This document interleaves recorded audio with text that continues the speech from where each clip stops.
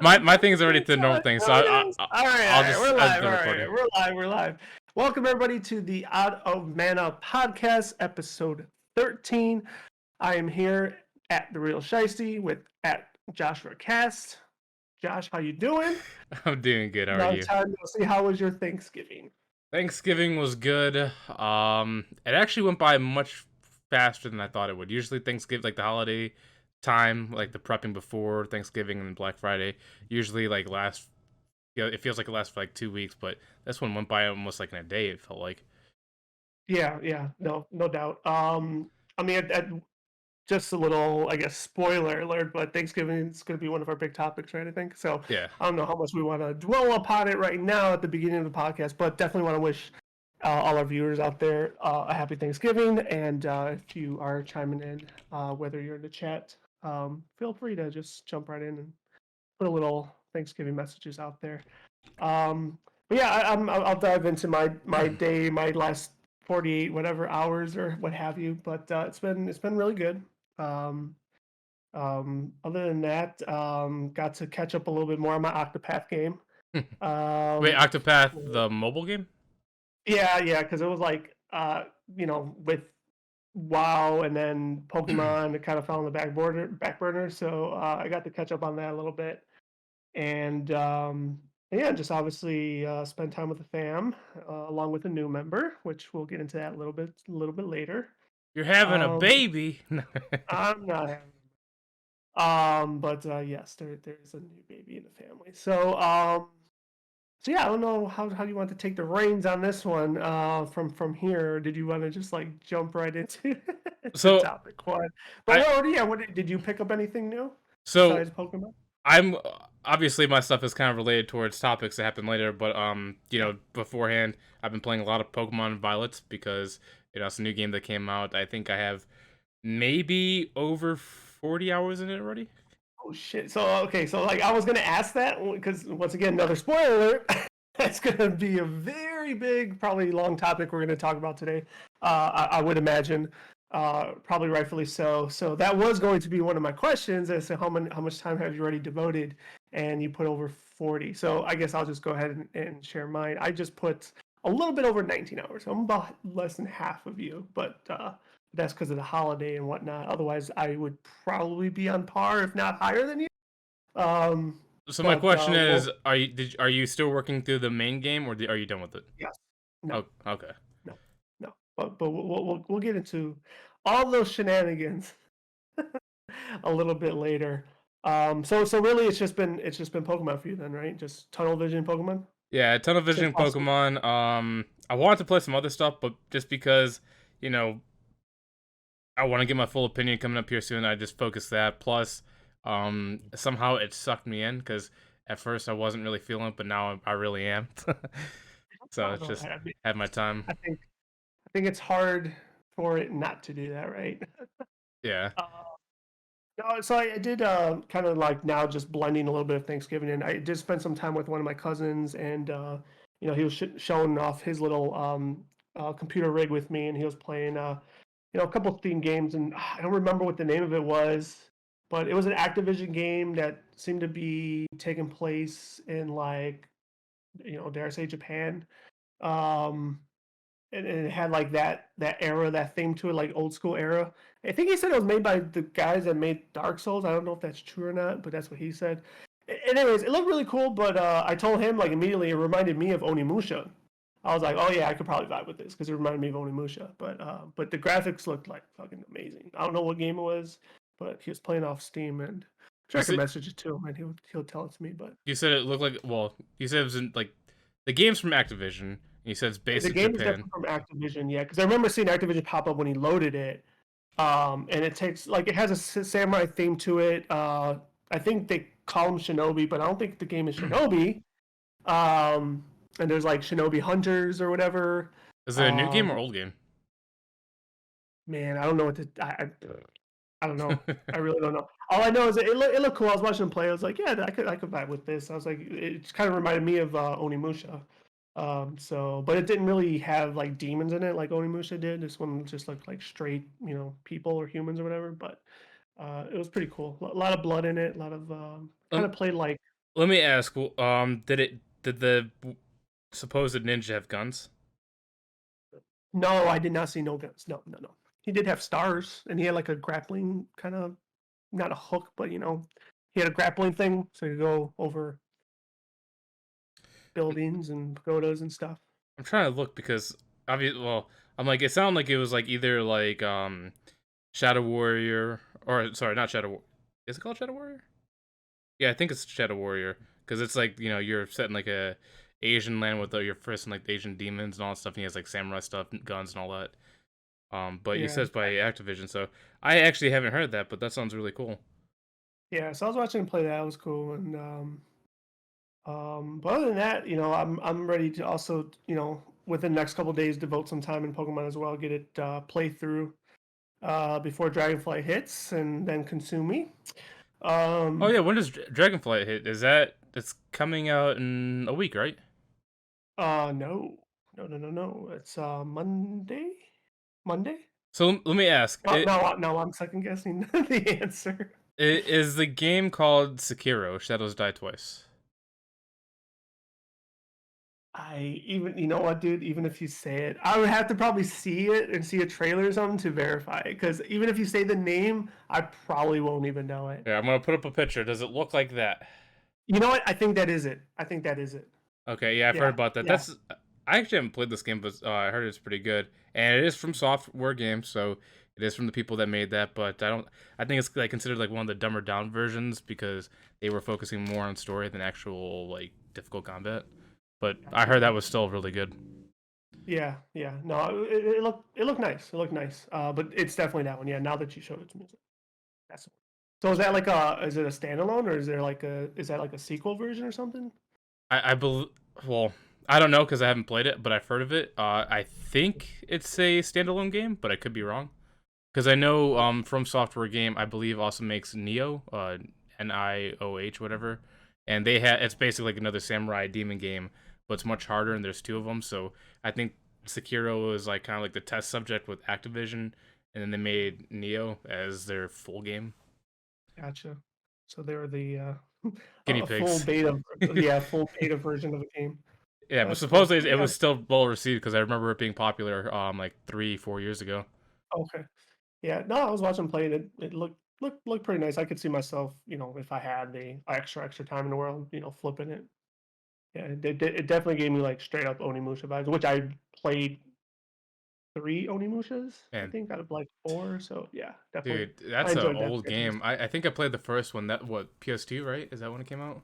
I believe it was. Yes, I believe it was PS2. Like, I just remember even like the cutscenes. Well, for that time frame, I guess maybe looking back and watching those cutscenes, I might think something else. But I just remember seeing them like, oh my god, these are fucking amazing. Um, but yeah, definitely loved them. What was the main guy's name? Samanosuke, I think Oh, dude, I was wouldn't his be able to name. remember. Yeah, So I when you think say your that's cousin was playing on Steam, was he playing it on like the Steam Deck or PC? PC. PC. Okay, because I was gonna say if he had the Yeah. Steam Deck, I would love to hear the opinion on that. Because, I I actually played one already. I played one. My friend Lauren let me play hers, but the only thing I played was Brotato. oh but uh, but no, like it. You know what it reminded me of? It reminded me of like like two times the size of a Game Gear. It was bulky as hell. yeah, Now, I mean, to each their own, right? But like, I just thought it was too bulky. But maybe it's made that way for a reason. I don't know. But it is definitely made that way for a reason because of the performance that it has. Like, uh, so the reason why I've been bragging about it over the Switch is because I don't own it. I want to own it, and it's gonna be on my list. But I have a friend that owns it, and I played Cyberpunk on it. And Cyberpunk's one of those graphically intensive games that even like most modern consoles, like let's you have a PS5 or Xbox Series X, it usually doesn't run well. And it ran pretty well on the Steam Deck, surprisingly enough, which is a handheld. And it was going yeah, 1080p, I believe it was 60 FPS, and I was shocked that I was able to run at those settings, and it was smooth the whole way through. yeah. I didn't play anything intensive because it was Brotato. But I mean, I don't have. I mean, I have a Steam account, but like, I don't have any need for it because I don't have a lot of games for it at all. So I think I only got like three. So I But know I know it's gonna be like a weird question because like mhm. I think I have over like 800 games on Steam, and that's usually because of like huge bulk deals where you buy like $10 and you get like 20 games, whatever. Some are good, some are bad. Obviously, it just depends on sale. But I've often thought about using Steam because the games are good. They have a lot of choices.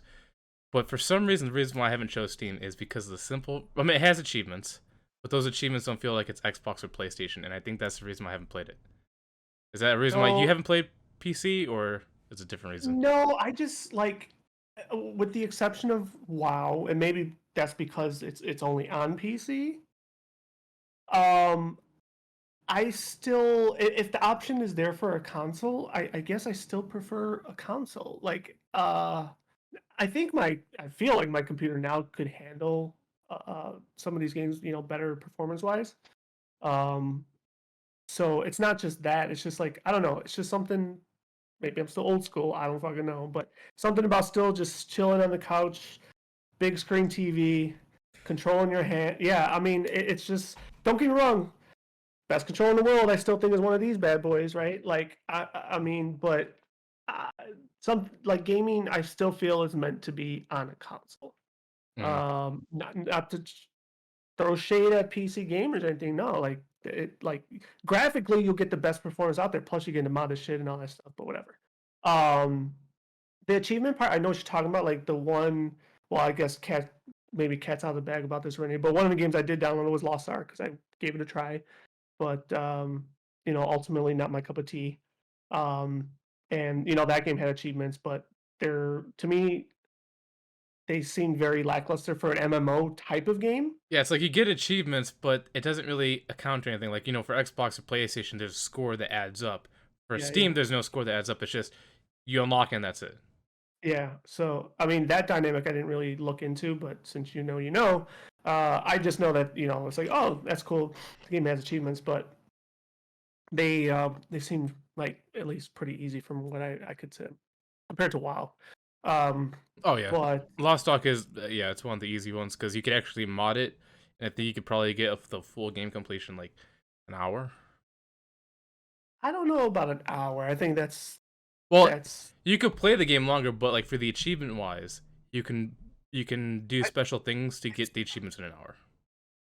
probably the majority of them, but not all of them in an hour. I don't think that would be factual. Because But I know for Xbox, I'm assuming because all the achievements are the same, it would work the same as well. But PlayStation and Xbox, I believe it takes anywhere from 1 to 2 hours with special servers to get all the achievements.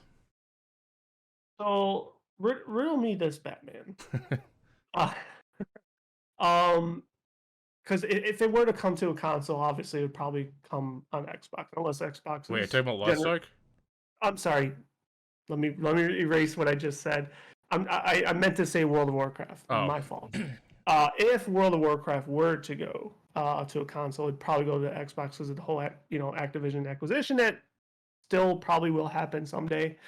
Unless they're generous enough to let it go on PlayStation as well, just to get the monies. But how would that then work with achievements? Like hypothetically, let's take me for example. It's been playing for so fucking long. It has so many achievements in the PC version, and when you convert it, do they like how would that work? so here, um, Destiny has the Since you same thing. probably have more experience, maybe playing something on PC first and then playing it on an Xbox. Well, so Destiny is like the best example. So Destiny Okay. has its set trophy list, and it has its in-game triumphs, which is basically the equivalent of World of Warcraft trophies.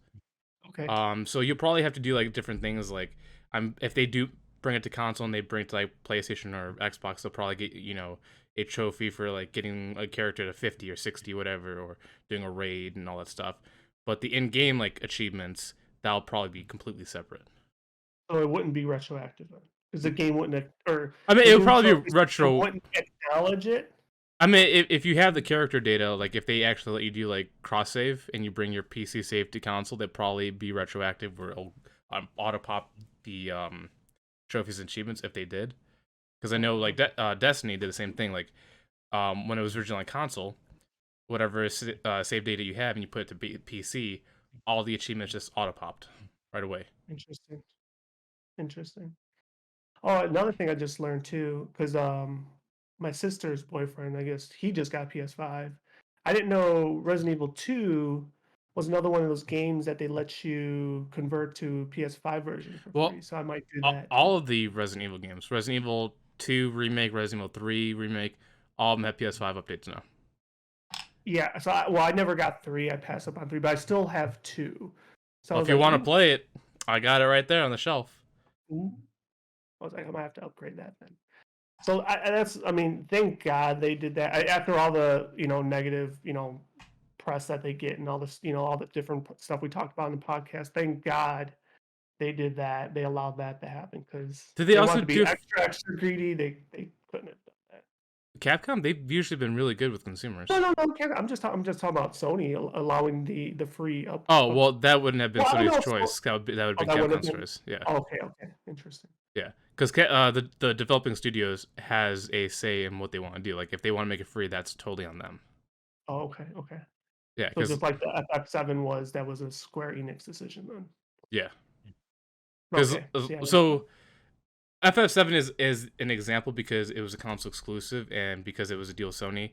They want it to be a free upgrade for all people, but then PlayStation was like, no, we don't want to do it for PlayStation Plus members. We'll just do it for the people that bought it. And then later on, they decided to revoke that decision and make it free for all because interesting. Square Enix was like, no, we got to give them the free upgrade. Yeah, no, I mean it's like I said, it's, dare I say, a logical choice. But I'm glad a lot of the companies allowed or did that because that would have been super shitty Yeah, like one to of the have things to I hate. rebuy Yeah, a like library. one of the things I hate about like Call of Duty, like it's another reason why I stopped playing it. Like so if you buy Call of Duty, right, you don't get a free upgrade. You have to pay $10. And if you buy like let's say if you buy the cross gen bundle, it's actually another $15 because it comes with both games. So instead of like the original $70 price tag, it's like $90, which is stupid because they increased the price again by 10. Hmm. So But if you buy a cross-platform bundle, you'll get the game for hypothetically PlayStation, Microsoft, no, no, or no, Xbox no, no, no, and PC. No, no, no. You would no. only get it for PS4 and PS5.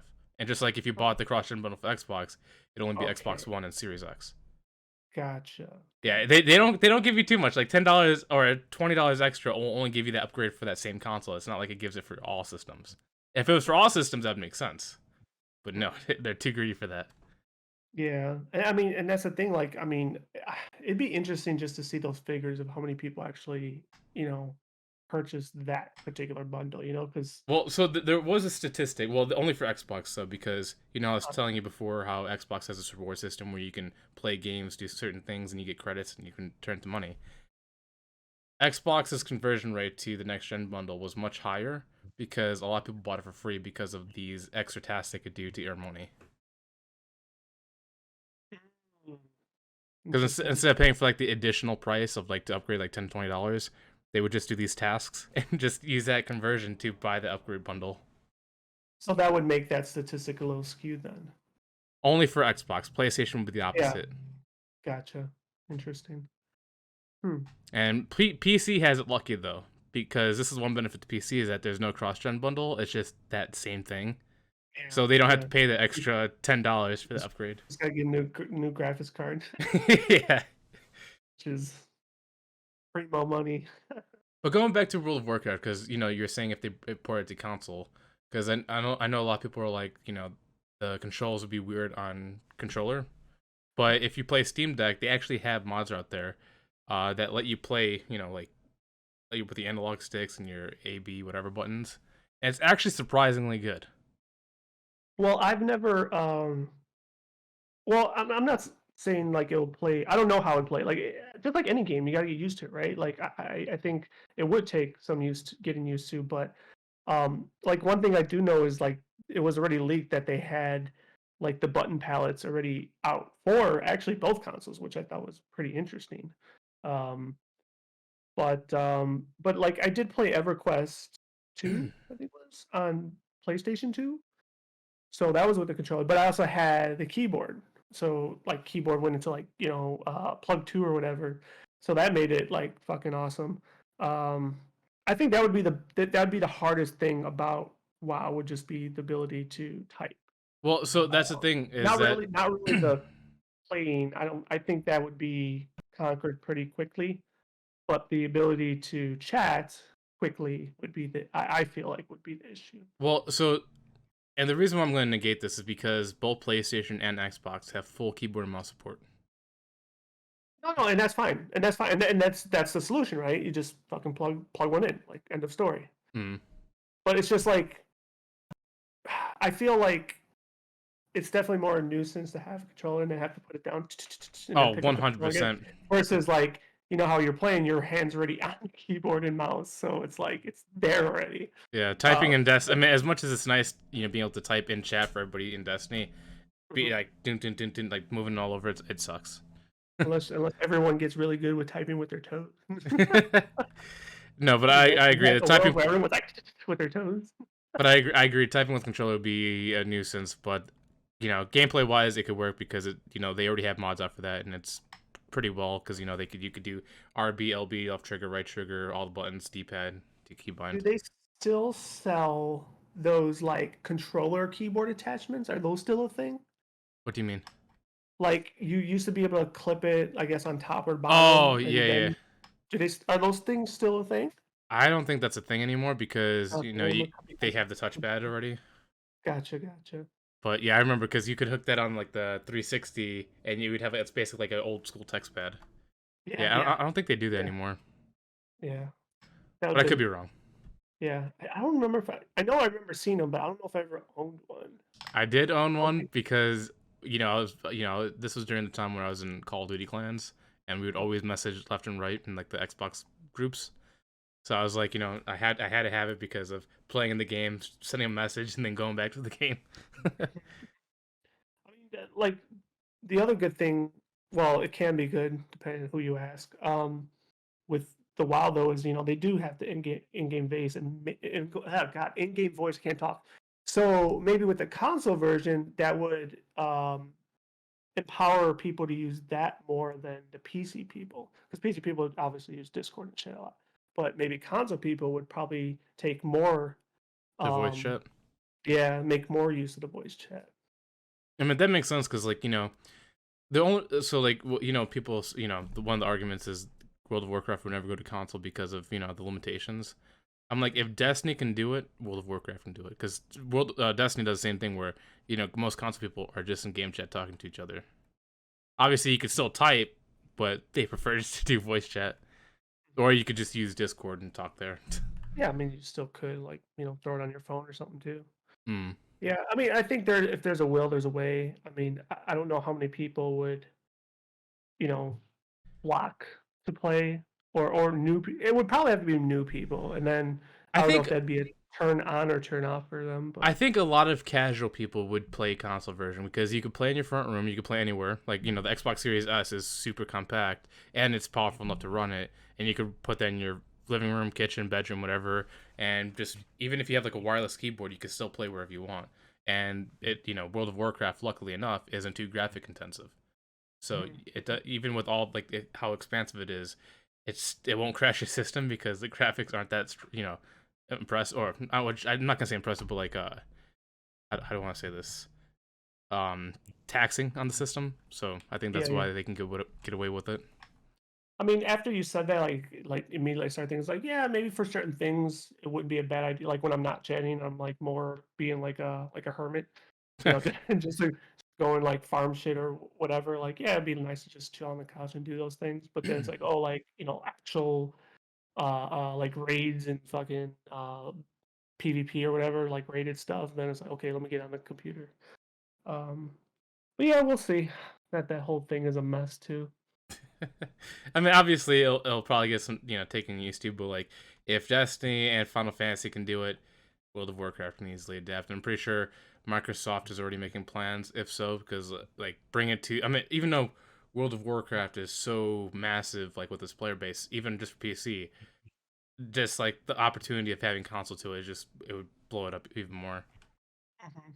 Yeah, it would be interesting to see what kind of added subscriptions they get or would have. I think that's another reason why with the Steam Deck is so I could play. If I did play World of Warcraft, I could play it like laying down, Mm. play it like just looking up like this. I was like, oh, I'm getting some stuff done. Yeah, that'd be dangerous. Okay. So, do you want to move on to the first topic? Sure, let's go right on ahead. Topic number uno: thanks space giving traditions. Did you now when I saw that, did you do that with purpose or did you? So, I did do it on purpose only because I didn't make a copy for the bottom part, so I spaced it out so I could put the other one below. But if I was being actually, trying, I would have put it together and then made a duplicate so I could put traditions there too. Gotcha. I thought there was might have been hit additional meaning towards the topic or something. No, no, But no. I was Thanksgiving just being lazy. traditions. Yeah. So yeah, like unfortunately for moi, there really isn't any anymore except for obviously getting together and having food and I was like trying to think back when I was younger, like when I was really young, and the benefit of more family members still alive, we would have like two Thanksgivings. We'd have one with like my dad's side, one with my mom's side, and even then, like you know, as far as like traditions are concerned, like I don't recall any. Like there wasn't like a movie that had to be on. There wasn't like certain music in the background that had to be on, or It I doesn't don't necessarily have recall. to be like that. It could be like, food. It could be where you Well, I mean, gather. and that's what I'm getting at. Other than just like the gathering aspect and the traditional like turkey, taters, corn, cucumbers, cranberry, what else? Jello, pumpkin pie. Oh man, list could keep going on. But other than fantastic, delicious food, um, no real traditions. But now we'll get into what I was holding earlier. But for some viewers at home that I may have mentioned it also in earlier podcasts, but um, I am now officially a first time uncle. So my goddaughter, because I'm also the godfather, was born on the 22nd. So we had a new member for Thanksgiving, which was it really made the feast itself secondary because everything was about her, and that's what was glorious about it. So that made that Thanksgiving really awesome. Awesome. Any, You well, okay? Oh, I was claiming it though, because ooh, congestion. Uh, but no, that's awesome, man. Like, obviously, any new addition is always great. Like, for us, it's not a new person. I guess it is a new person, but like, for example, my cousin just got married, so now we have his wife and the wife's father, and they're awesome people. So, adding new members to the family is always great because you have more people to talk to, more people to appreciate, and just have memories with. And exactly. obviously, with marriages and all that stuff, eventually kids come along and all that stuff, and you get more people.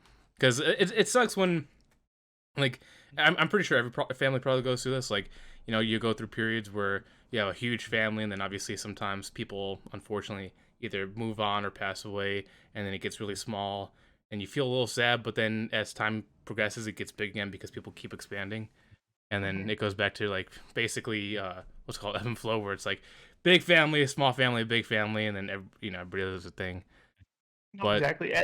And I could actually resonate with what you just said because like there were years where there wasn't a Thanksgiving, right? It's just like okay, like kind of not really fend for yourself, but figure something out. And now with the newborn, I think it really is something that's going to bring people together again. So yeah, just like this year. So, usually kids do that. Whenever there's like a kid introduced, people always try to like bring family together because it's more important for a child growing up.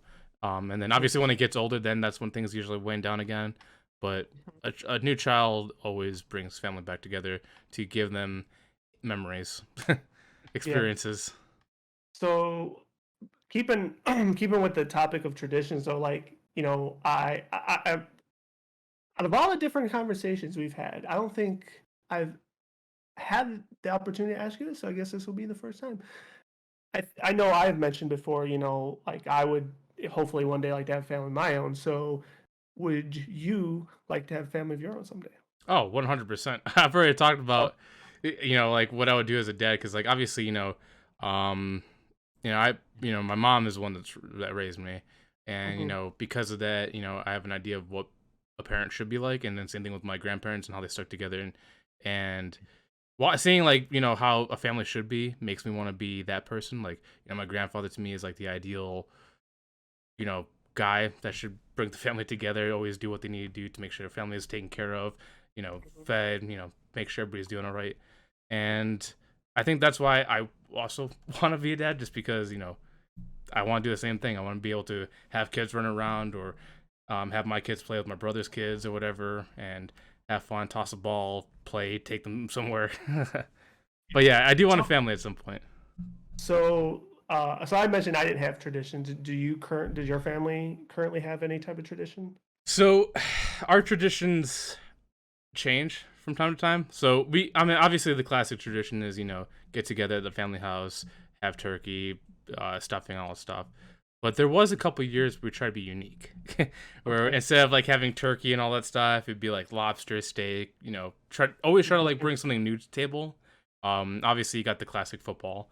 To some people's distaste, but football is usually played. Um, Stories usually told.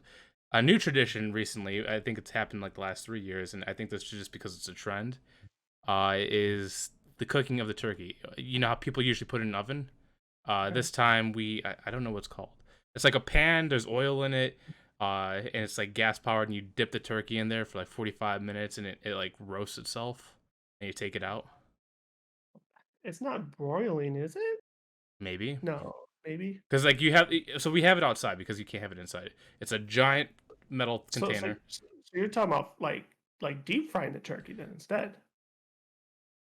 Maybe. I don't know what's called. All I know is that we have this giant thing that has Uh-huh. oil in it. We have propane tank. It lights up. We dip it in there. It basically hangs like it's being tortured, and then we leave it in there for 45 minutes, and it's usually good. And It's a, we usually have people like gathered around. One person holds a lid and make sure the oil doesn't get out. The other guy's holding a yeah, turkey. Some guy's holding like because it's yeah. oil. You have to have a special extinguisher because you can't use normal stuff. So somebody has it on ready just in case somebody gets burned or fires. You should set it up next year and make a new tradition and have it like an actual duck tank. So you throw balls, and the one who hits it actually gets the duck turkey. That would be scary because we also have animals too. So if they run around, they Yeah. might get splashed with oil. But Uh-huh. that'd be interesting because if you dump it in too quick because of all some moisture, steam and oil will just pop out like all crazy like. So that would be kind of hazardous, but also fun at the same time. If you survive, you get turkey. um, Yeah, no, that's funny. I don't I know we've never done that. We just traditionally always do it in the oven. So but unless another, it's finished. I'm sorry. But another thing that I used to do when I was younger, because it like when you think about things you used to do for holidays when you're younger compared to now are sometimes different. Because I know when I was younger growing up, at least until I was like maybe like 12 years old, we used to go to the Thanksgiving parade in downtown Chicago. We don't do that now anymore because obviously the way things in society is now. But I still want to go back and do that because I thought it was fun. Seeing the crowd, the energy that you get from the crowd, seeing people marching and all that stuff. I thought that was I cool. I don't think I've ever gone to a Thanksgiving parade, if memory serves me correct. Now I know, talking about, once again, what do you have on the TV and all that stuff. Like I know there has been years where it would be on the TV, like, what would it be, afternoon, I guess. But it was never like a staple, like it had to be on the TV. Oh To no! your point, like When I say we were watching it, we weren't watching on TV. We were in the parade. Like, no, no, well, no, not no, in the no, I parade, but like in the understand. crowd. No, no, no. I heard what I understood what you said. I'm just Oh, saying I was piggybacking on what you said, and I said I don't think I've ever gone live to the okay. parade. That's what I'm saying. I don't think I've had the luxury of doing that. Have you gone to Um, any parade at all? oh yeah, I've been to parades before. Just I not the just don't think that Thanksgiving. was one of them. Yeah, man, I think on the south side of Chicago, they've done like St. Patty's Day parades, right? I Mm. mean, and now they don't do them anymore, right? I think they Uh, outlawed them because it well, got too rowdy. I think Uh, that for COVID they definitely they prohibited, but I think it's back again because I for St. Patrick's Day. No, what's the Macy's Day Parade? What day? What is it? What is that for Christmas? I thought Macy's was the Thanksgiving parade. Oh, is it? I think so. I can't I remember. I think know it's the Macy's Thanksgiving Day Parade. I think. maybe No, all I'm I, serious. all I remember is that they would say like that's the Macy's parade. I'm like the Macy's parade. Like obviously the Macy's the company, but I was just Mhm. like, why do they call it that? Is that like a separate parade they do? Like is it additional for the holiday? Paid for it, that's all. But I think there used to be, I don't know what the parade was for now that I think about it, but I remember, I think they used to do one like on Archer. I don't know how long it was, but I mean, moral of the story is I have been to parades before. I just don't, probably maybe Christmas. I don't know. Like, I just really don't remember. Uh, I mean, I remember seeing them. I just don't know what the occasions were for. Like, just, I don't know. Parades to me just never, I don't know. They didn't do it for me. I Because mean usually they they're always can be good. cold, and I don't like being out in the cold Yeah. Well, unless to it's baseball. I will agree with you. It does get cold, and also standing there can get kind of boring. But to me, what made it fun is, usually during like the winter time, like Thanksgiving, the Christmas parade, the lighting of the Christmas tree, is that there's also usually a lot of shops that you can get like hot chocolate, snacks, and you walk around, sightsee. And there's usually a lot of people in costumes too, and going to like cosplaying and stuff like that. People cosplay as like a bunny or a turkey or whatever, and seeing that Yeah, was cool. Um, but going back to the parade thing, because I know this is like tradition, but not Thanksgiving. The St. Patrick's Day parade might be the most pointless parade I've ever seen, because one of the traditions that Chicago does is the dyeing of the river. They dye the river yeah. green, which is silly to me because the river's already green. It's like, why add But more green to a green river? it's a muddy green. Now it's like Irish slug green. But it's just fun. But like like with Thanksgiving, or sorry, with St. Patrick's Day, the only thing that's good about the dyeing of the river is that there's a lot of bars on the Riverwalk. That you can actually go on the rooftops because there's distilleries, and you could drink beer while watching these boats dump coloring into the river and just watching it spread. Yeah. No, I love watching. I've never, that's another thing I've never done live. I was close to doing it a couple times for like, dates or whatever, but it just never came to fruition. And but seeing the videos because they get posted every year, it does look awesome. Um maybe one day, one year. I think the fun part about the St. Patrick's thing is the drunk people that are on the rooftops, because usually there's a lot of like confetti being popped off and people drinking and cheering on the docks, or if they're doing like the what are they called? They're not called yachts. Are they called cruise? Or The cruises, yeah. ferries? Yeah. Yeah, ferries, cruise, yeah, both are accurate. And they have like a whole bunch of boats on the river when they're doing it. And it's usually like a party boat, tons of people like on the deck cheering and chanting. Do they allow like the paddle boats and the kayaks during that time too? No, I don't know. No, right? Okay. because of all the big boats being out there, I think it'd be hazardous for them. And I don't think you could actually have a paddle boat out there because of all the other boats that are there. I think the Well, weight I and know ripple you could do effects. kayaking. You could do kayaking. Really? So if you could do kayaking, I wouldn't see why you couldn't do a paddle boat. And when I mean paddle boat, I mean like the foot one where you Mm. just use the feet. Yeah. I thought I've seen like they have like the two-seater ones and shit. I But mean, they I mean, probably have like a designated spot because there's so many yeah. boat like actual real boats that cause a lot Yeah. of waves, so they probably have a Well, special area they go to. when we say real boats, like once again to your point, I think there are limitations, right? Like I don't think they let any type of boat, like they probably have to be special commercial boats that they let through, and they probably have to be, a maximum size. Mm. So to probably allow for the little the little small stuff to kind of have fun as well. So I'm sure they like any type of fun. I wouldn't call that an adrenaline activity, but definitely a fun activity. I'm pretty sure they make you sign a waiver saying something. Oh yeah, for sure. Like whenever you go So on like the ferries or docks, they make sure yeah, if you stand too close to the edge and you get splashed, or if you fall over, lose an item, that's on you. You yeah, follow the rules, and exactly, if you don't follow the rules, that's your consequence. exactly. So so yeah, that was pretty much my Thanksgiving, and definitely was a very memorable one. So So, have you ever heard or experienced, like, obviously you said you haven't done it, but have you heard any friends that have had crazy traditions? Because I know I have a friend that I was actually kind of jealous of. So, every Thanksgiving, was his grandfather until he passed away. Him, his father, and his grandfather used to go out to Wisconsin because there's like a special like hunting area that they go to and they track out there for the whole day. They get their own. It's not turkey, but it's like close to a pheasant but bigger. And they hunt it down. They track it. They kill it, and they bring it back to the house and they eat it. And that's what they do every single Thanksgiving.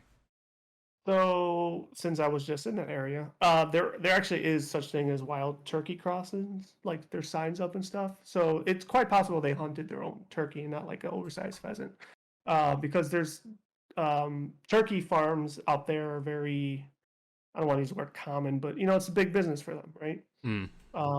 Matter of fact, I know one of my sisters worked in a turkey farm, and I was like, I don't know, sounds horrible to say this, but she like they have different, I don't want to say silos, but they got different barns for the different age groups of the turkeys or whatever. And I think she was only watching them from like hatchlings to 3 months old or something hypothetically.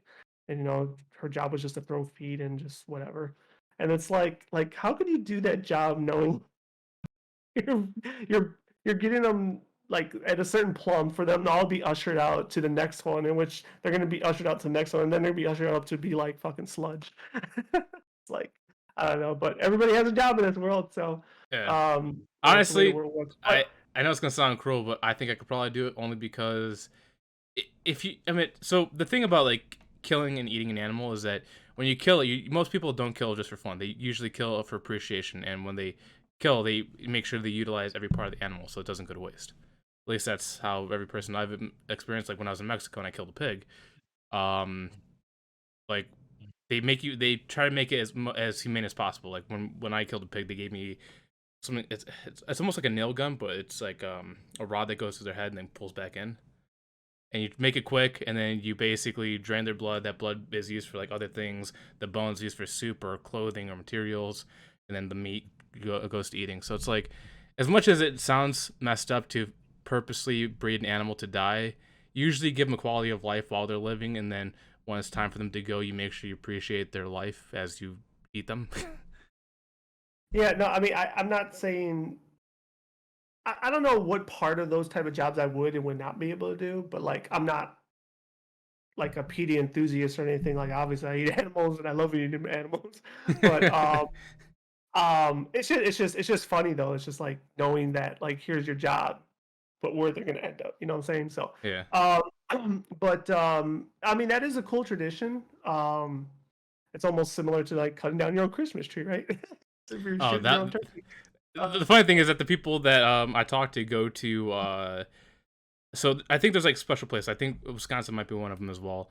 But there's certain places in Canada and Vermont that they actually have trees that you can go like grow your own trees for a couple, like they get plots and you plant them for years and then cut them down. They do the same thing, but also going back to the same people I was talking about for tradition is supposedly I didn't know this because I've never hunted a hog before, but apparently there's a lot of hogs in our area, like wild hogs, just roaming around the wild. And supposedly because of overpopulation, you actually get paid for killing hogs. So when they get their turkey, they also, if they find a wild hog, they'll kill it and they'll take that back too to eat. Interesting. Yeah, these guys are I hunters. know. I know. The last 48 hours that I was out there, they were having their, I guess, annual their deer hunt contest or whatever, and the heaviest deer was gonna win or whatever. Was it So a classic big game hunt or? Because I know they have like special like times where you can hunt deer because usually breeding season happens. But was this also in Wisconsin? yeah, this was in Wisconsin. I, I don't know. It was just like a radio commercial. I didn't pay all that too much attention to it. I don't think, to your point, I don't think it was a game hunt. I think if they were partaking, they're probably still taking their kill home to turn into venison or whatever. Uh, that's my line of thought. I don't have proof of that, but uh, that's just my line of thought. If especially if it's something that's being hosted, like I don't think they're gonna like host something for them to just kill them and fucking take it back and like, oh, here's the weight, and then maybe then they take it and they turn it, they put it to the butcher shop. I don't know. Well, Moral of the story is, from I what just I don't think it's going to waste. Is oh my point. yeah, it's definitely not going to waste. Yeah. Because I know big game hunting, they have very special times where you can hunt because of obviously breeding and all that stuff, and when they sleep. But usually it's like maybe like September, October. Obviously, it depends on the animal. But usually, like for deer, it's like usually like September, October that they usually do the hunting stuff. Um, but yeah, usually that stuff they just weigh it, see who's got the biggest antlers, biggest weight, whatever, and then they after they weigh it, they use it and they move on. Yeah, exactly. Um, but yeah, I don't think and this sounds kind of very boring, but um, I'm not aware of any like friends that have any like unique type of traditions. So I can't piggyback off that one, but I mean, killing your own turkey sounds pretty badass, no doubt. What's a tradition that you would like to implement? Like if you had the option and with your own family, when you have Yeah, your own family, is there anything that you would love to have every year? so I that was the same question I wanted to ask you actually. That's why I brought up the whole having your own family question because I wanted to eventually segue to that. Um, yeah, man, I don't I can't think of anything to be brutally honest with you. I don't know, man. I I think I think that I would like to be a little bit more open-minded and maybe just even like go on a vacation during Thanksgiving. Like, no, I'm being serious. Like, just like I was hearing this on the radio too. They're like, I'm going to use this example. Not saying I'm going to use it, but like, Disney World, for example. Like, go to fucking Disney World. Like, supposedly it's like, I don't want to say dead, but compared to probably the rest of the year, more dead. So like you can actually go and have like more openness and more time and do more activities. Would it really be dead? Because I know that for other holidays like Disney World and Disneyland are usually like popping for like Christmas and New Year's and all that stuff. Well, Christmas probably definitely is one that's popping because I think they really articulate the entire world per se um, for that theme, right? For Christmas, same thing like what Six Flags does for Halloween, right? They turn the whole park into Winter Wonderland or what have you. I'm pretty sure Thanksgiving they do some things, but I just think or at least based on what and then once again I was listening to a lot of talk radio and one of the broadcasters, whatever, he was saying that he was like it was he was surprised on how a how much fun it was and b how much kind of more um, freedom they had per se, compared to another time they went or whatever. Maybe it was an anomaly, I don't know, but nonetheless, I think that might be something I would like to just try. It's like maybe not every year just having this, you know, hey, we're gonna do dinner and that's Thanksgiving, you know, and maybe just try something like that.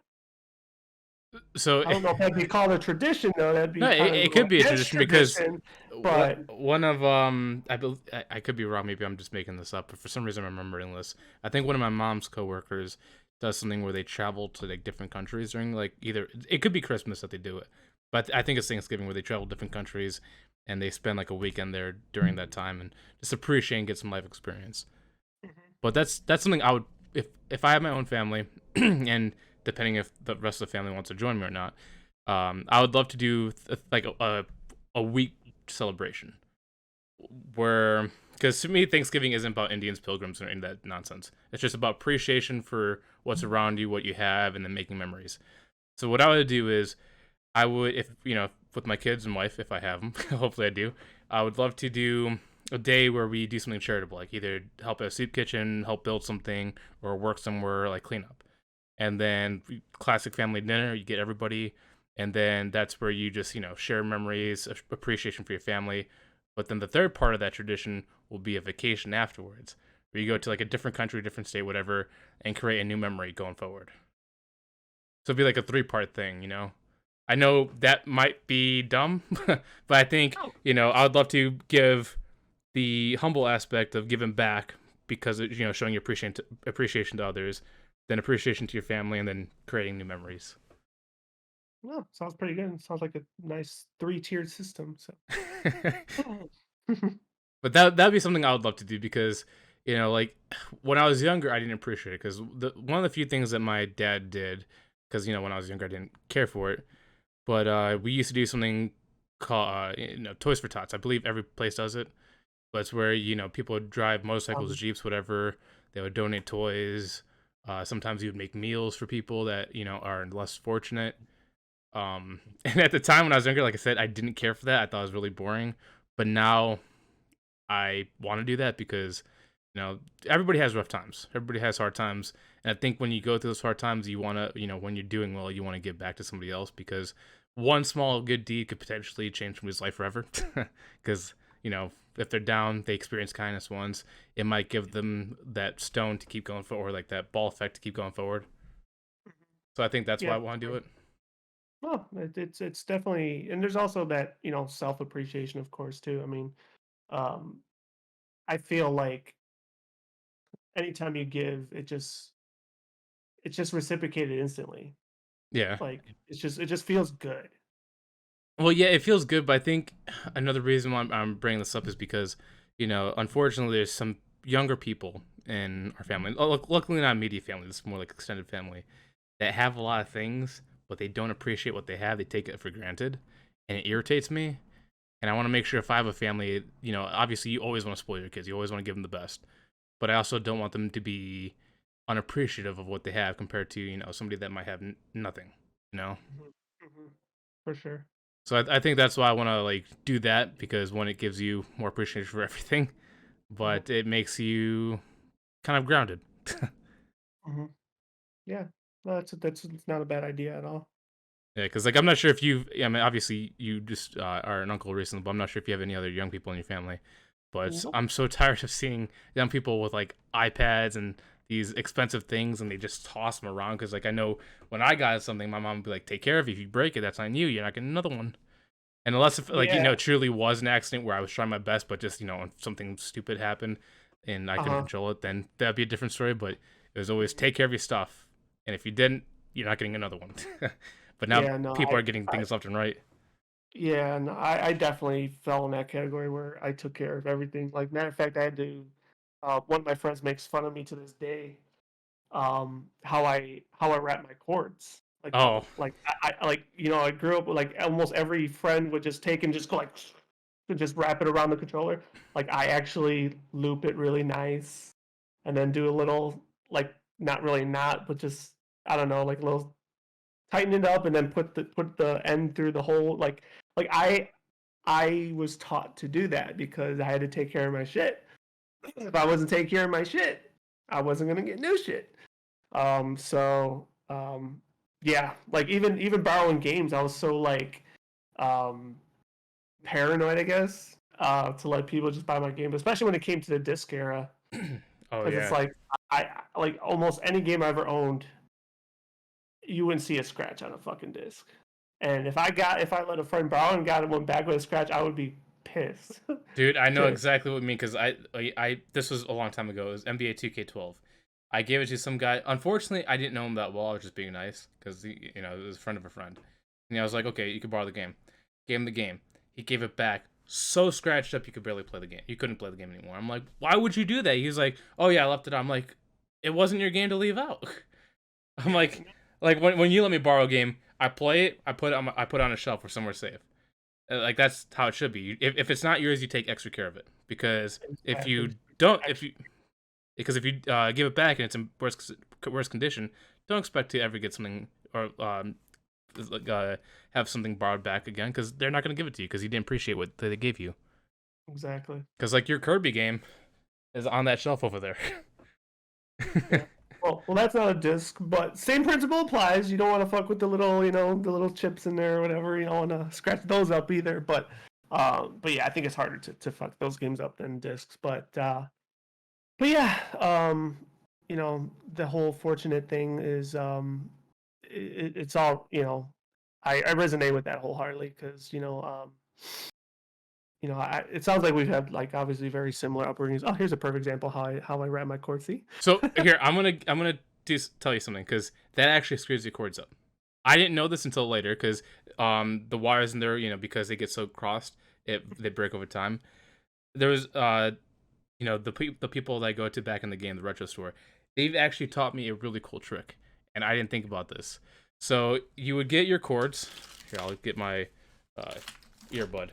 So you would grab it like this, just long, and then you fold it gently, and then like let's say if you have paper towel rolls, and I don't have paper towels here, but like the cardboard after the roll, save those, and you actually just put it in there. It keeps it secure. It doesn't bend the cords because there's no strain right here, and you just put it in those paper towel paper or cardboard rolls. Keep those cords safe because I used to put like rubber bands around it or like tie it through where it stays, Yeah. and supposedly that's actually really bad for your cords. Yeah, I've never did rubber bands, but like I mean, I I've been doing this all my life, and before wireless controllers, I've never had a problem with controllers. Yeah, Stop working or anything. well, those are like the hard not plastic, but like whatever you want to call it, rubber ones. But like the braided ones have a lot of trouble with that because the fabric rips Oh, apart. well, yeah, the braided ones, like I can't do that because to your point, they're I don't want to say they're unbendable, but like if you The were, fabric you could almost rips. hear them. You could almost hear them crunch. And it's like, "Ugh, I'm not doing that." Yeah. So Yeah, no, because of back in the game, in learning that now whenever I get like a toilet paper rolls, I just make sure I save those and kind of make like a honeycomb effect where I put like each thing in there so the cords aren't strained. So gotcha. my Well, closet is like a little you know bin where it's just cords in those things. gotcha. Well, duly noted. So I'll start saving my TP rolls for you, I guess. You don't have to save it for me. I already have enough. But I'm saying if you want to do it and you didn't want to strain your cords, and plus it No, I organizes it pretty well too because it acts like a organizer. yeah. No, that does sound like it would be nice to yeah. But thankfully, I don't have that many cords anymore. Like I said, a lot of the stuff is wireless, except for when you have to charge it. But that cord's only like what 2 feet long or something, 3 feet max. So yeah, that's how I wrap them. But yeah, so it seems like we kind of like share the same idea where we'd like to go on like trips and all that stuff. And I'm trying to think of like if there's anything else I'd like to add. Like the hunting thing, I personally like, but I know that's not everybody's thing because like for example, as much as I appreciate hunting now because it gives you it almost gives you more appreciation for what you eat. It is tough when you kill your first animal because like I know it's gonna sound really stupid. When I killed a mouse, I legit cried the first time because I'm like I don't want to kill you because when you kill a mouse, you're not eating it. But on the other hand, I gave myself the mindset where I'm like, the reason I'm killing you isn't because I hate you. It's because I know if I let you run around, you're going to contaminate things that potentially get me sick or my animal sick, and you carry lice. It could do a lot more damage than good. That's why when I kill a mouse now, I don't have any problems because I have a reason for it. Zero remorse. But like killing the pig the first time, a bigger animal, I didn't cry as much because since I developed that mindset, I'm like I appreciate you, and um, I'm gonna enjoy Did you. you did, did, did, did you give it a hug and a kiss on the nose before you slit its throat? No, I just well, I didn't say this because I was in Mexico, and unfortunately, people there are more hardcore than I am. My cousins are, and I just said in my head, I'm like sorry, but thank you, and then boom, and then that was it. Yeah, no, I haven't done that. It's not on my bucket list, but I don't think dare I say I don't think I'd have a problem with it. But yeah. I mean, it does get you emotionally the first time. I mean, I'm not sure about crying, but you'll definitely feel bad the first time. Um, but I don't think I would ever have a hunting tradition because it can be taxing on somebody. Yeah, I mean, and plus just the I think this came up on a podcast before, if memory serves me correct, but just the butchering aspect is such an art, Oh yes, like it's extremely artful.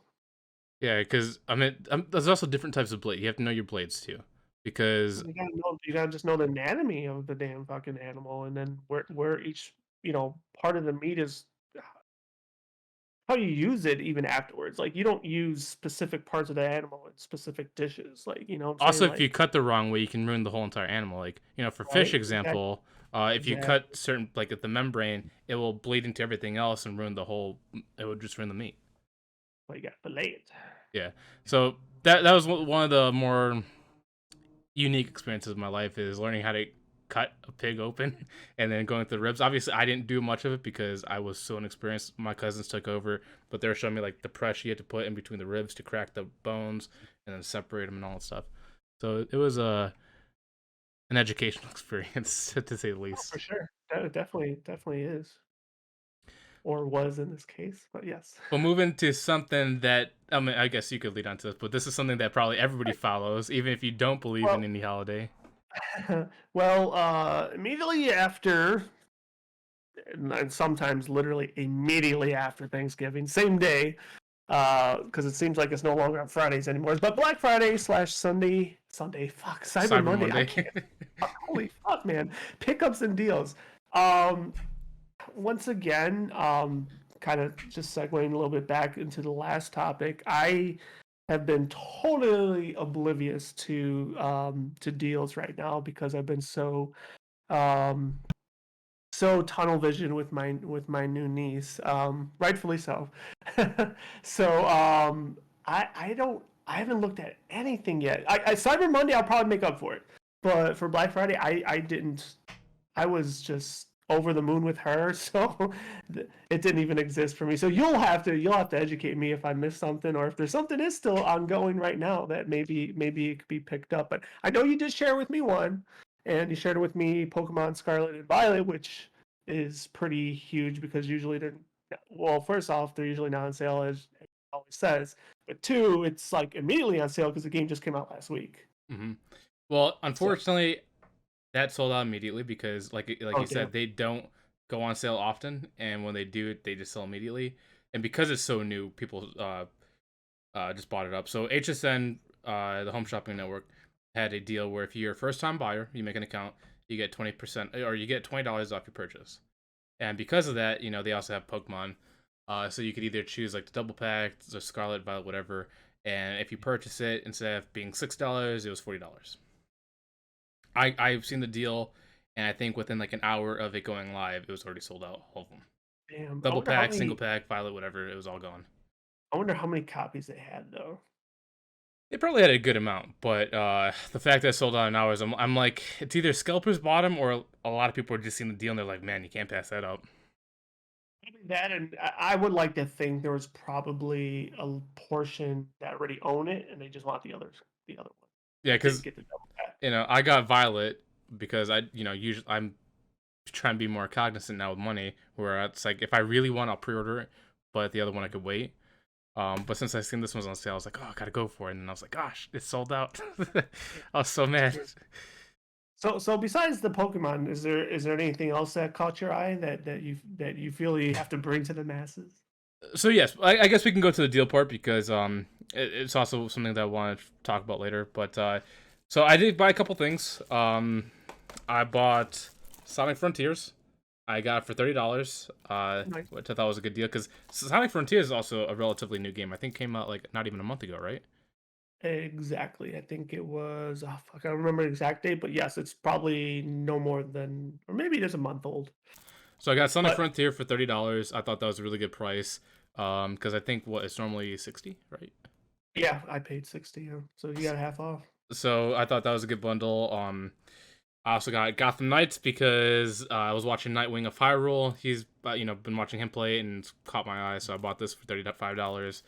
And then I got Tiny Tina's Wonderland. Now this one upsets me because there's actually so because of the deals going on, uh sometimes certain stores have better deals than others. Like I think Walmart had for $25.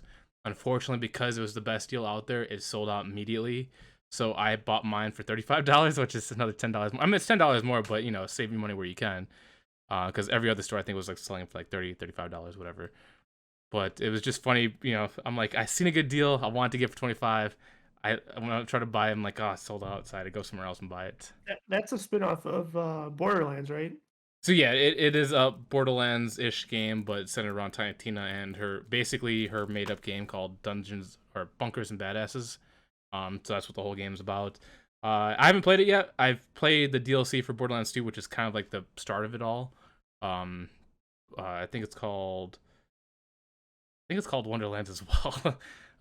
But just because I'm a fan of Borderlands, I played 1, 2, 3, the pre-sequel, and that I was like, I can't mess this up for being cheap because I think that came out this year as well. I bought another game called The Quarry. That's another game that I'm interested in. It's one of those basically interactive media games. Bought that for $30. and I got a PlayStation remote, our PlayStation controller. These are stupid expensive normally. It's like either $70 or $80, and For whatever dumb reason, depending on the color, it's more expensive, which I don't no, understand. no, even with different colors, they're all the same price. No, I've seen fucking GameStop sell certain colors like $10 more, and I don't understand it. Oh, that's weird. I'm being honest with you. I've seen it, and I'm like, Oh no, I why? believe you. I'm just saying, like when I see them, all the colors are the same price. Well, I mean that's good, but you know, So I the don't know why. reason why they're more expensive is because of these two features right here: haptic feedback and adaptive triggers, which they're cool when done right. But no games. I mean, there's maybe like 4 games that actually do them right. So this is the gimmick that makes the controller so expensive. And I wish either games really fully supported it or they dropped this completely because there's no reason why a controller should be $80. Is that the standard? Yes, this is the standard one. Okay, okay. Yeah, Because I the thought, aren't they supposed to come out with I don't know, like some sort of premium controller that costs like $200 or some shit? Yeah, I don't know if that's out. I don't care about that because if I was gonna get one of those controllers, I'd go for Scuff because Scuff is just better. um, but yeah, I know there's a premium controller coming out. I don't know if it's already out, but I really Gotcha. think it's gonna be a flop. But Um, yeah, so other than those deals, are you now cashed out, or there's something else that you got your eyes on still? so this well maybe Cyber Monday might change, but for Black Friday, it seems like a lot of deals were kind of lame. Like for example, these games, I was actually gonna get more because Walmart, Target, Amazon had a buy two get one deal, but that's a scam. And the reason why it's a scam is because they show the games that list as like Modern Warfare 2, FIFA, whatever. It was like a select list of games. But for some reason, if you put those games in your cart, it doesn't take any of them off. So it's like even though it's advertised that buy two get one free, for some reason that discount doesn't go into play. Hmm. And I called them, and they said they don't know why that happens because so a lot of these prices, because like you're saying earlier, they do the deals early now. It's no longer on Friday. It's like usually like the week before or whatever, and it goes all the way until whatever. So a lot of these prices are only online exclusive. So you can't go in store and get the same price. You have to buy online. And because so many people are using online, the sites usually crash or they're usually not up to, or, basically up to specs. So sometimes they just don't do things properly. So a lot of people want to get the buy two get one, and they couldn't because it didn't apply. Interesting. uh, Um, oh no, go ahead. and I was gonna say, I did. So there was one deal that caught my attention, and it's a stupid deal, but I needed chargers because these new controllers use USB-C, Xbox uses USB-C, my phone uses USB-C. So there was actually a 9-foot charging cable, Damn. and it was at Best Buy, and usually they go for I think like $20-$30. They were selling them for $4. So I bought 3 of them. I went to the store. I went to a couple Best Buys to look for them. They didn't have them. They're all sold out immediately because a $30 cord for $4 is insane, especially 9-foot for charging and gaming. So luckily I ordered 3 online, and I was like I had to just buy 3 because one for use, or sorry, 2 for use, one as backup because my cat likes to chew cords. So I'm like I can't pass this deal up because I need these cords. Nice. But I'm Um, still looking. But so far, everything has just been really lame. Like for example, Call of Duty that was on sale, but the sale is $10. Like I think it's normally like $70, and I think it's like $59.99, which is the worst deal ever.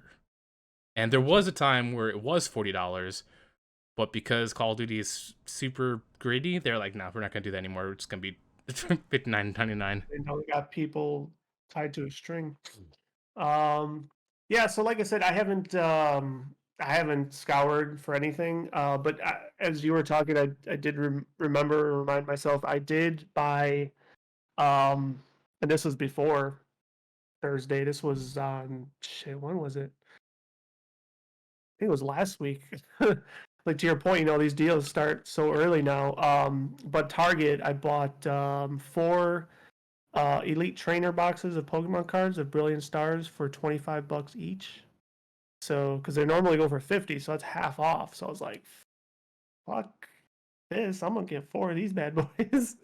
so, so I got 4, got them in, and freaking ripped them open already, and I was very satisfied with my purchase.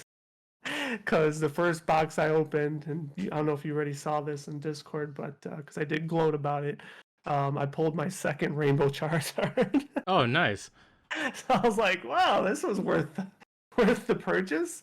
Two of the boxes were kind of shitty, but the first and fourth were pretty good. The fourth one I had like um a lot of these sets now they have like a 30 card subset that has like really cool artwork and stuff. So the fourth box I got like four like subset cards, which I thought was really nice. Fortunately, a couple of them were doubles, but uh, that's fine. I could probably maybe you know what I want to do. I'm gonna really want to go off topic now, but I want to start finding places where I could like actually go and meet people and trade Pokemon cards. Like no bullshit now. Now that I got like a decent collection going, like I want to start trading now. I That'd don't be really fight cool. at all. I want to go and start trading now. Anyways, end of that note. Um, No, so keep going on because like, for example, like you said you want to trade, and I don't know. I know there's a sports card place by us, or was by you. Now you've moved, but there used to be another place called the Dungeon. It closed down where they used to do like Yu-Gi-Oh, Pokemon cards. They trade, but there's not a lot of stores that do that. no, that's what I'm saying. That's why like I want to find out. Like I want to see if someone holds like once a month. I think that's kind of adequate enough, and just to go and look and trade and yeah, I feel like nerding out like that again, and also get to socialize, I guess. But That'd be cool. as far as like deals that I'm looking for, like I got my games right. I got, as you know, I'm picky, so I got my lineup already set for me for the next handful of months, which is good. Like I got like a game a month going. Um, so there's really not much in that department I need or want. I guess another controller, maybe if I could, there's still plenty of time with Christmas season. If I could score another controller, I'll definitely do that. Because I think I need one. Um, but yeah, like I don't unless something really really catches my eye, then I'm like, okay, I'm not gonna pass this up. I might not play it right away. Like Gotham Knights, I think if I would have scored that for $35, I'd score that for $35, no doubt. Well, if you Um, don't want to buy it, after I mean, obviously it's co-op, so if you do buy it, we can play together. But if you don't want to buy it, you could always borrow it later. well, I mean, I don't mind if I buy it, but But I think it is $35 now, and I think if you there's certain deals right now where you can do buy two get one if it's pre-owned at GameStop, but that's only pre-owned.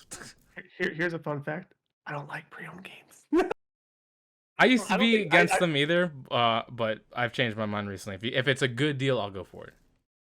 I don't remember if I've ever. I'm sure I have, but I generally like to stay away, mainly because of that fact. I know GameStop they used to let you check the disc before you buy them, but They I still do. once, yeah, well, there was a time where I got like not really screwed, but like it didn't happen, and I got back and like they corrected the wrong, but it still irked me, and then it was a waste of my time. But nonetheless, I'm more or less looking for like furniture and stuff this year.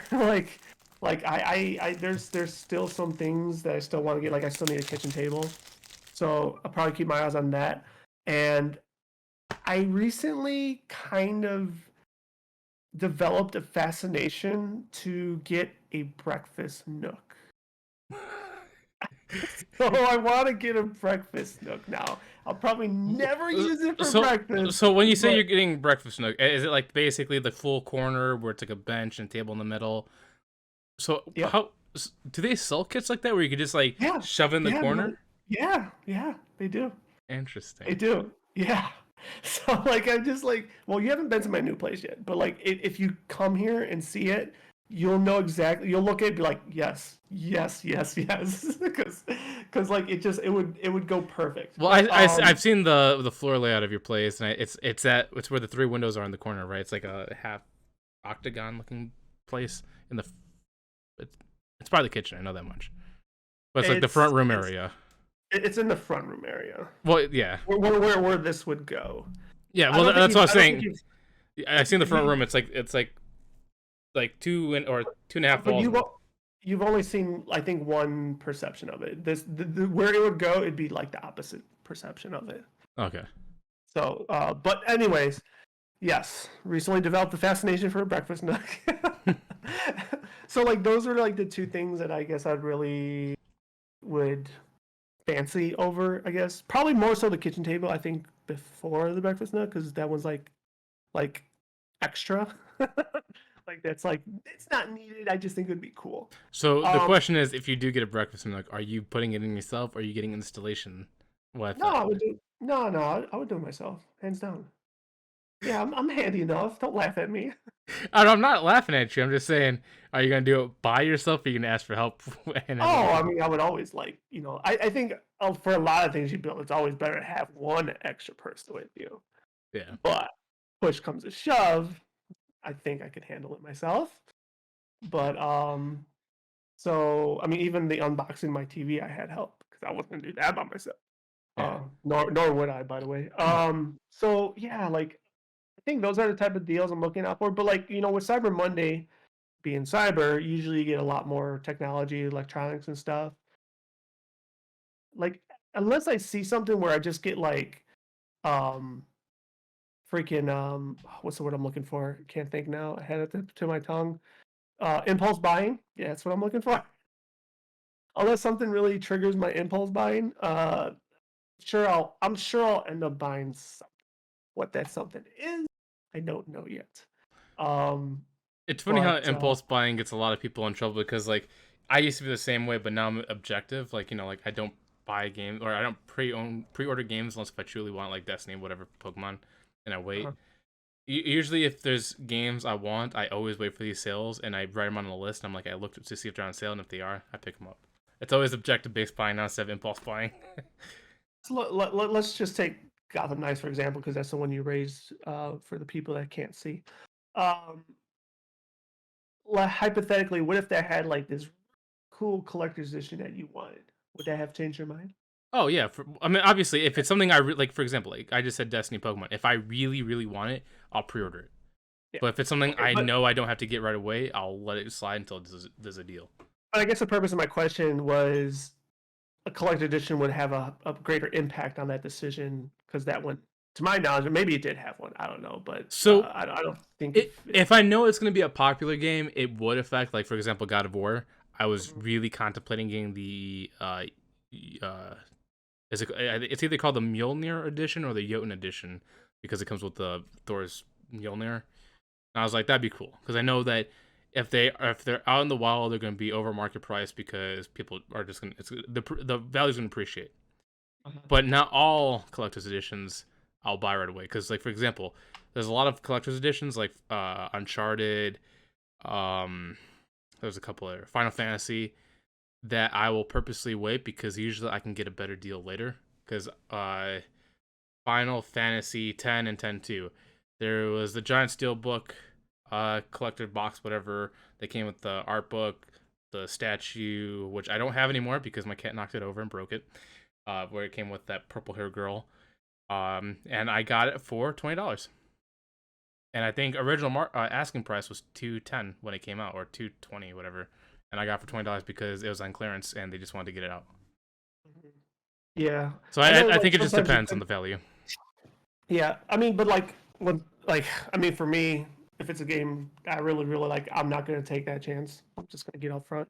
But to your point, like there are collector's editions that are out there that you could get lucky and find on the cheap. Um, Especially at GameStop. Like I don't know what happens with them, but I don't know if they like overbuy or they just get them later down the road because they didn't sell, but they'll be stashed on their top rack somewhere and price cut, price cut, price cut. But unfortunately, sometimes it's a game that nobody really wants. So, Yeah. Well, that's what I'm um, saying. Is like if I know it's gonna be super popular and it's a collector's edition I do want, I will get it right away. But if it's mhm, one of those where I'm like, it's not that popular, I could see it lasting a while, then I'll wait. yeah. Because like for Um, Destiny, the $300 collector's edition I bought right away. I'm like, I yeah. know I want it. There's a statue, there's books, there's actual like lore books in there and the game. I'm like, I gotta get that. I was like I said, I was about to play it, but I never did because I didn't think any of my friends were going to. But one of my friends actually did get into it pretty heavy. I just didn't even know about it.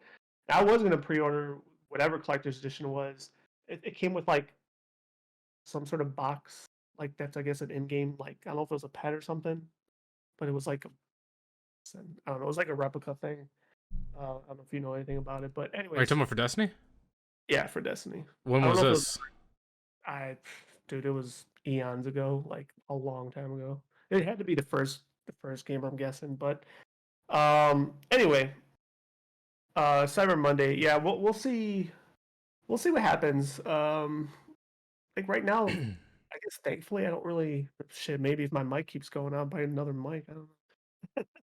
It's funny that But you say that. Elgato has a deal going on, like a whole, XLR system for like $230, where it's like you get a Wave DXL mic, an actual sound splitter, a giant arm, and some other stuff.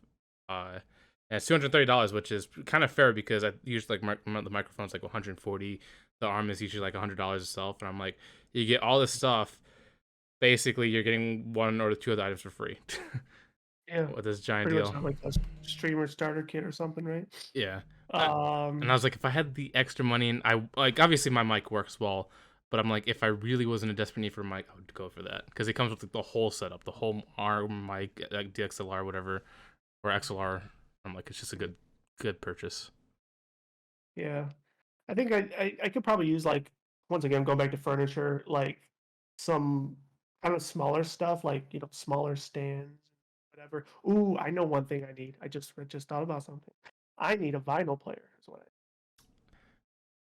I need to play. I I know need to you play said you records. want a vinyl player, but because in my headset it cut out, I thought you said you need a vibrator. Yeah, I could get one of those too. Yeah, so yeah, gotta add to the toy collection. So what if you? Because I know for one Christmas, my grandfather, he wanted a vinyl player too. And it was like the classic one was like a turntable, whatever. But there's some like really cool ones that like you got the super retro ones where it hooks up to stereo speakers, or you got the Bluetooth ones now, which I think is the more popular ones. Um, and I think you also have vinyl burners now, where you can actually take real vinyl records and it basically plays the whole album and digitizes it so you can re-upload to like a cloud or CD or another vinyl. I don't know about that last part. If they, I mean, I'm not saying that doesn't exist. It probably is one out there that exists. But the one that I iron on, excuse me, the one I'm ironing on, it's like, I guess it's like an 8-in-1. You could do vinyls, CDs, and you could record the vinyl to a CD. AM, FM, Bluetooth, and the surprising thing is cassettes, which I thought was interesting. Yeah. Um, so I was eyeing one of those. I know like it's probably not going to be like primo quality, like if you were to have like a nice turntable with speakers, external speakers, but I don't need all that. I think that little model thing sounds pretty cool. I know Best Buy has them. I'm pretty sure there are other outlets that do. I'll just have to do my research, but yeah, I definitely want another one of those because those are pretty cool. So it's funny that you say because there's there's not a lot of groups that I like that have vinyls. Usually vinyls are more for like rock, pop, and all that stuff. Like hip, you don't see much rap, modern rap stuff have it, or newer And alternative rock have Asher, vinyls. you're looking on the wrong websites then. No, I'm telling you Almost, the almost, ones I'm almost every, almost everything gets pressed. It's just they're. That's what makes vinyl so expensive is because they're hard. They're hard to find. because Like, like like if I can go for a Cold Rain vinyl set, I'll do that, but they don't have one. I don't even know who that is. Well, I'm just saying they don't have I a mean, vinyl they set. even have vinyl. Like, go to iam8bit.com. Like, they print vinyls of video games. Like right now, there's like a $200 Wrath of the Lich King vinyl set. It's like, what the fuck is this? Like, that's madness. I mean, that's Like, it's cool, but I'm saying like usually there's like a demand supply. I'm saying that some of the artists I listen to they don't have a demand to do that, so they don't have one. well, yeah. I mean, that's probably true. Like, you're right. There are smaller bands that may not do it because it's also not cost effective, right? Because like I had a vinyl for a band that well actually they did a reprint. So their original print wasn't many. I don't know how many. And so very few people got them. Then they got more popular and people wanted to hear them through a vinyl record. So they actually did do a reprint and that's how I got mine. But yeah, I mean you like when you mentioned rap, I mean like they You do see do like rap. NWA and all that stuff. But I'm talking like there's a lot of like you won't see like a 21 Savage vinyl out there, would you? I don't want to say A guarantee, but Tyler the Creator if you go vinyl. on if you Google it or even look on eBay because they'll all be on eBay, But then you'd be like, well, where did they get it from? They got it from somewhere. And then too, depending on the country, like UK, it's probably far more popular. So UK would probably get special prints or limited prints that the US would never even get. I'm looking this up right now because that's also one of the problems. Somebody did it individually and it wasn't professionally done. The audio could be crap. Oh Um, no, I wouldn't. I mean, I wouldn't do like I would make sure it's official. yes, maybe if I do hunt for them because like, for example, if I was to get a vinyl, I would get Tyler the Creator's Igor vinyl, but I don't know if that's legit. So maybe you could help me with that. Or Kanye West. I love Kanye West's stuff. I would get vinyls for Oh, him too. I guarantee you, Kanye West has vinyls. Oh, I'm pretty sure he Guarantee. probably does too because he likes that stuff. But I'm saying like Tyler the Creator, Cold Rain, and stuff like that. If they have legit vinyls like good quality, I'd probably buy those. Okay, we'll But take a look someday. because I know Chicago is known for having multiple record shops. Oh I've yeah, only been to two of them, but I know they probably have a wide selection. And who knows? Maybe I can get turned on to new groups. possibly, possibly. But no, yeah, listening to records is pretty cool. There really is a difference, especially if you're a music fan. I'm not. I don't have like a large collection, but I quite a few. Just the ones that I feel like I want and then I need. It's funny. I Um, wish I had my mother here because her and my aunt had a large vinyl collection, like from Elvis to the Beatles and all that stuff. And like these were like obviously the OG ones, like the authentic first editions, whatever. And my grandfather, you know how like some people, some parents throw away things they don't realize have value, and he threw away all their. Well, he didn't throw them away. He gave them away to somebody for free, and they were extremely upset because some of them, like the Beatle ones, would have been a lot of money. yeah, one of my great aunts, she's a diehard hardcore Beatle fan. Like actually, she has a whole um, segment in her basement that's just memorabilia and just all Beatles stuff. I'm almost positive she has vinyls. I just never seen them, but I'm pretty confident she has vinyls of them, and I'm pretty sure, like you're saying, they're probably OG, original, authentic, and they're probably worth a nice penny. Um, but yeah, I mean, even those originals, I'm pretty sure they reprinted them to death. But if you have those copies, um, yeah, they're worth a lot of money. So, kind of going back to sales because there was three things I wanted to bring up with this. So with everything going on, I've only noticed a handful of sales that are actually good. Usually it's cheap stuff that has like half off deals. But I've noticed that a lot of them are having fake sales where they say they're on sale and it's like marked off whatever. Because I'm not sure if you've seen the meme where it's like it's $4.99 Wednesday, $4.99 Thursday, and then Friday it's like it shows $699, but then they mark and say $4.99 even though it's the same price, and everybody's going to buy because they think it's a deal. Yeah. I've actually noticed some sound bars that have done the same thing where I've watched them for a while because there was a year, I think it was 2017. This is when Dolby Atmos, I think, was coming into the houses and it was really expensive. And Best Buy screwed up on the pricing. It was originally like $1,200, or no, sorry, it was either $5,000 to $1,200. That's what they were originally supposed to be. But somebody marked the price wrong and made them $200. And so everybody took them, and I wanted to get one too, and I missed out. But that was like one of the big deals. But I looked for the same soundbar again, and the price that's been out the whole year was the same price. Uh, it was like a Sonos soundbar, it was like $1,200 again, and they called it on sale like you get 75% off. It's $1,200. I'm like, that's not 75% off. It's the same regular price as always, but you're marking it as it's a sale. Hmm. And I'm like, I wonder if there's a lot of these products out there that they claim there's a huge sale going on, but it's really the same regular price. I'm sure there is, but it's also to your point. It's like who's paying attention, who's not paying attention, right? Yeah. And how do you know the product that you're wanting or thinking you're getting that deal on? Like for example, you got your video game deals. Well, those were deals. That's why you capitalize on it. Versus someone that's not in tune to a specific product line, they just see sale and that's it. Like um, I'm sure that is widespread, but it's like just They just can't try to, bullshit a bullshitter. yeah. They put it there because hoping people don't realize and buy it because they think it's a good deal. Because I think And that's what everybody does. They impulse buy, like, oh, sale, sale, sale, gotta spend all this money. But I'm like, is it and really on sale? and on top of that, the other part that a lot of people fail to realize is like all these stores will give those advertisements, but they'll probably only have a limit of one, two, or even three in stock. Hmm. So it's like, and then, oh, are you really that lucky person? Maybe, dude, with all the supply chain issues, you might be lucky because it probably can't even get it anyway. Yeah, But um, but yeah, no, I'm pretty sure that is widespread for sure. yeah. Because I was so disappointed because I've been watching like, like I said, when they came out in 2017, this was like the first Adobe Atmos sound system that ever came out. And when they marked it down to $200 as an extreme miss market, I bet you whoever did that got fired because that's a huge loss on pricing. So when they sold out, and I kept on watching all these because I really like. I have a sound system.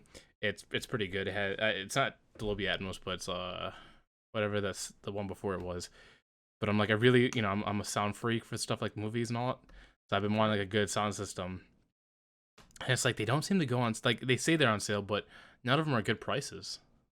Yeah, like when I bought my TV, you know, I'm well, unlike you, I'm not that big of a sound system guy. Like growing up, my dad was, and we had it, and I was like, just never tickled my fancy. But um, but yeah, looking at the products, like, because I was for a moment, I was scared that there was no sound with the TV. I thought you had to buy one for a moment. I was like, fuck, Well, do I have to get one of there's these fucking slide? But I think to your point, I think there are TVs that are like that, yeah, right? like the But LG there's very wallpaper few, TV that doesn't have any speakers on it. That's why right? it So purposely like, comes with a soundbar so you can play stuff. oh, but it still came with the soundbar though, right? I don't know if it comes with it or if it's like an additional price, Gotcha. but it's So separate though. yeah, so nonetheless though, they still obviously show all the sidebars and everything. And I'm just like looking at a price like, damn man, some of these are just as expensive as a fucking TV, if not more expensive than certain TVs. I'm like, this is madness. Mm. Madness. I'm like, I don't need all that shit. Have you ever seen a Thankfully. deal that was so good that you just couldn't pass up on? Hmm. And it's like something I didn't even really need. Yeah, because like for example, I was telling you about the sound speaker Yeah. last year. I was telling you, I know you were asking about TVs, and then I was telling you Hmm. about the LG CX whatever. Yeah. Last year there was a really good deal because I think those TV normally go for like $5,000, or I know they're much cheaper now because it's the older model, but I So think last year they marked it down for like $870, which is a really really big deal. And I was like, if I had that extra money, I would totally buy that TV. It was like a 70-inch. so to answer your question, yes. Um and it was for the Wii, not the Wii U, but the Wii. Mm. Um, and it was at Walmart, and they only had like 20 or something. And I actually went like right after Thanksgiving meal, so I got it for like my mom, well, the house, but for her. I don't remember the price, but once again, being the gamer, knowing the market, I was like, damn, that's dumb not to try to get your head, even if it wasn't for a family member, just to, dare I say, flip it. Do you Like do you it was remember just like what the like deal was? Like what made it so like I eye I popping to you? don't. I don't. Well, it was definitely price for sure, and it probably was bundled with something like a couple games maybe. I don't vividly remember. I just know that it was like fuck, like I'd be dumb not to try, or someone would be dumb not to try. Um, Once again, don't remember time wise. Like I know the Wii was already out, and it was probably out for like a whole year or something maybe. But yeah, it was just like so good. It was like had to get it, and I did get it thankfully. Um, and yeah, it was just. But so that was the first, and dare I say the last, because I haven't done it since. That I've actually went out for Black Friday for when they pretty much like everyone's looking at the last second to go, doot, doot, and then madness ensues. I've seen all the videos online, and then I got to experience it live, and I'm like, holy shit, people are fucking animals. Like it was pretty fucking sad. Oh, Very fucking sad. especially if you go to Walmart. I was just glad that I had a ticket that guaranteed me my fucking product. But Yeah. they had the pallets of all the different items, all shrink wrapped, and it was like legit, like dee, dee, dee, and then It's like, what the fuck? And then like people like everything you see on the videos, everything I witnessed like with my own eyes, and I'm like, someone's gonna get killed in this store today. Yeah. Like this is fucking stupid. So this is. So I'm sorry. Go ahead. yeah, no, I'm just saying that was like the first, and to this day, that was the last time I would do that. I'm like, it's not worth it. It's not worth it.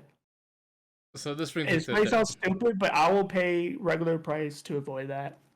so this brings me to the third thing because obviously since COVID, they no longer do normal Black Fridays. It's no longer line up at the stores at 12 o'clock, get in. They usually have the deals like a week and a half, 2 weeks before Black Friday happens, and it usually goes up until like December, like the holidays, whatever. Which realistically makes the most sense because that gives people chances to look, buy online, get the supplies, and it doesn't overwork people that were at these retail stores, which is probably the right way to go about this.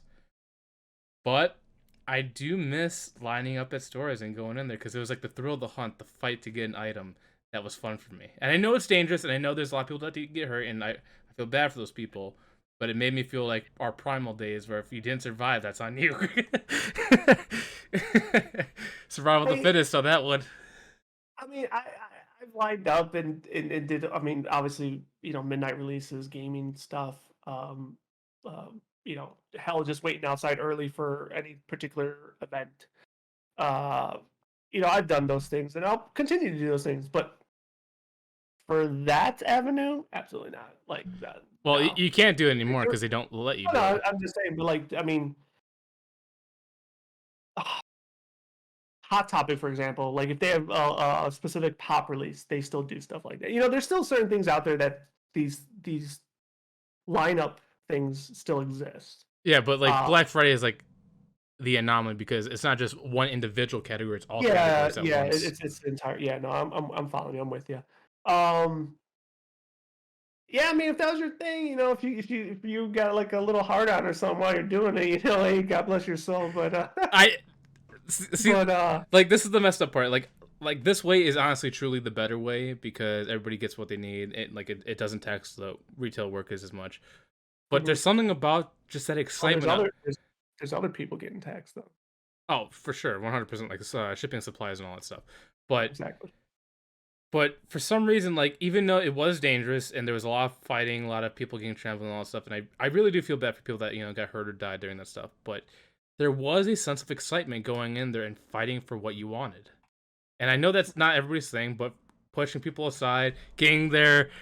Like, have you ever seen the movie? Oh, it's an Arnold movie. Oh yeah, that Turbo the Man. Christmas one, right? Yeah, I know a lot of Yeah, people yeah. hated that, but I love that. That's basically me. I love going to the stores, getting to that part, and taking that last item that somebody else wanted, and then, like being excited and make sure you hold that item and check out, and bragging to other people that you got it.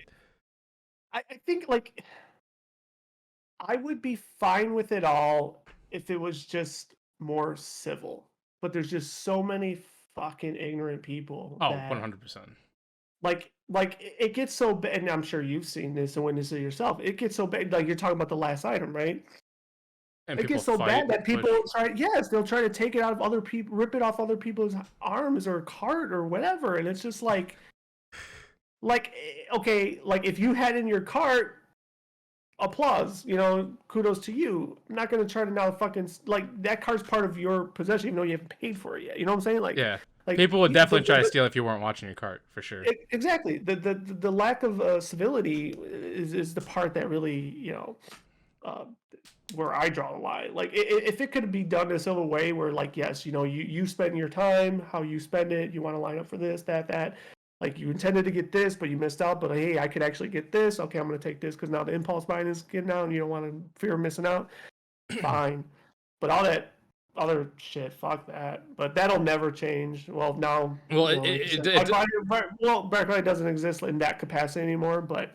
Um, but yeah, I'm actually happy that's gone away too. Like kind of looping it back to our first topic. Like I feel like the way that Friday was presented, it really took away from Thanksgiving and it took away from that family gathering Oh, aspect. for Now, me, it, some families went out together. Don't get me yes, wrong, that's what our family. It was a but tradition where we go out, we made sure we hunted the magazines, planned our yeah. stores accordingly. We all did our separate bush run or what we Mhm. call like district runs, and we come back, meet in the middle, and then keep going to other places. That But was one like, of our I mean, traditions. but like when I was a really youngin, um, I don't know. Maybe I was totally oblivious, but I don't know. Did Black Friday exist in that capacity when like I was Oh yeah, 10 years old? yeah. See, I don't know. Li- Like honestly, like, and dare I like say this in a cherishful way now, but a lot of my adolescent years for Thanksgiving really were straight. Everyone from the family was together in the house, and I don't remember anybody disappearing going out for Black Friday. Like I don't remember everybody being there.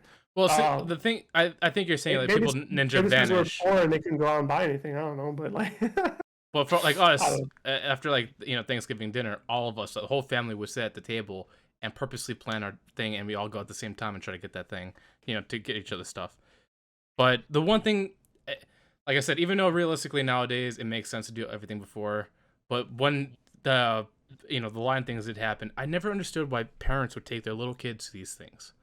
Because one of the things that um I I can't remember when it was, but there was a child that was lost his um it was a boy. He lost his mom, and he was crying, and people were just pushing him and moving him around. And I wasn't much older. I was like maybe 16, and I grabbed him, and I was in the electronics section, and I talked to one of the workers. I'm like, listen, this kid's lost. People keep bumping into him, and then luckily, the other dude put him on the counter, and then they rung up, and they got the mom. But like this kid was crying in the corner, like in the middle of the aisles. People were just bumping him, moving carts around him. Like, one, they should be considerate of the kid, but also two, if you're a parent, why would you bring your young kid into this? Like he was like not even like 6 years old, and he was there at midnight. Just simplicity of bad parenting. That's all. I mean, Yeah, it is what it is. but like that, I think that No, was no. like the one. Like if I was to say like the reason why I'm glad it kind of is over, even though I do miss it, is that I'm glad that parents aren't bringing their kids out to that stuff where they're getting hurt, lost, or whatever, and they don't have to experience that. Yeah, But I do miss it though. yeah. Well, the only thing that sucks with like the Cyber Monday thing though is, I mean, I don't know. I don't know how prominent it is, but like I feel like there's still a lot of bots at work.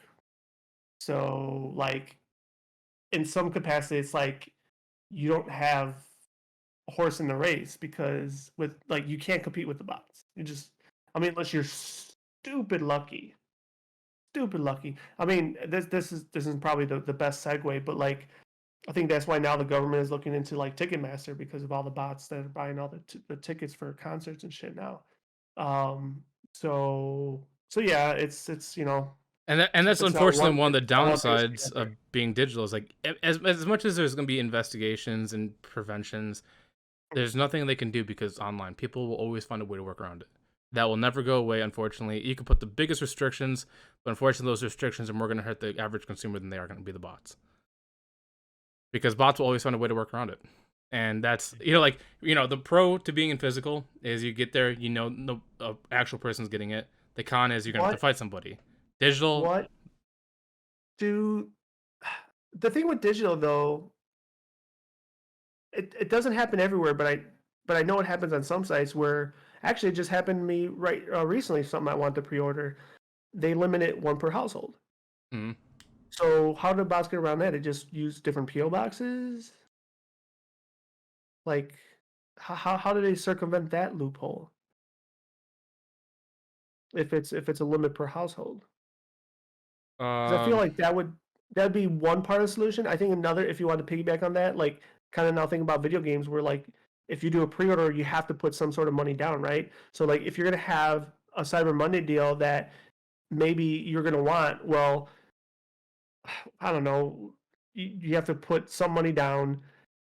You have to have your edges verified, so and you're only limited like maybe you're limited like okay, you have 10 items that you want to get that are all on sale, but it's not one per item, it's one across all items. So you can't just fucking buy out everything. so that is one of the better ways because Well, there's a workaround because I'm not sure if you heard of the Chinese farmers that actually have these prepaid plans that they get for $10.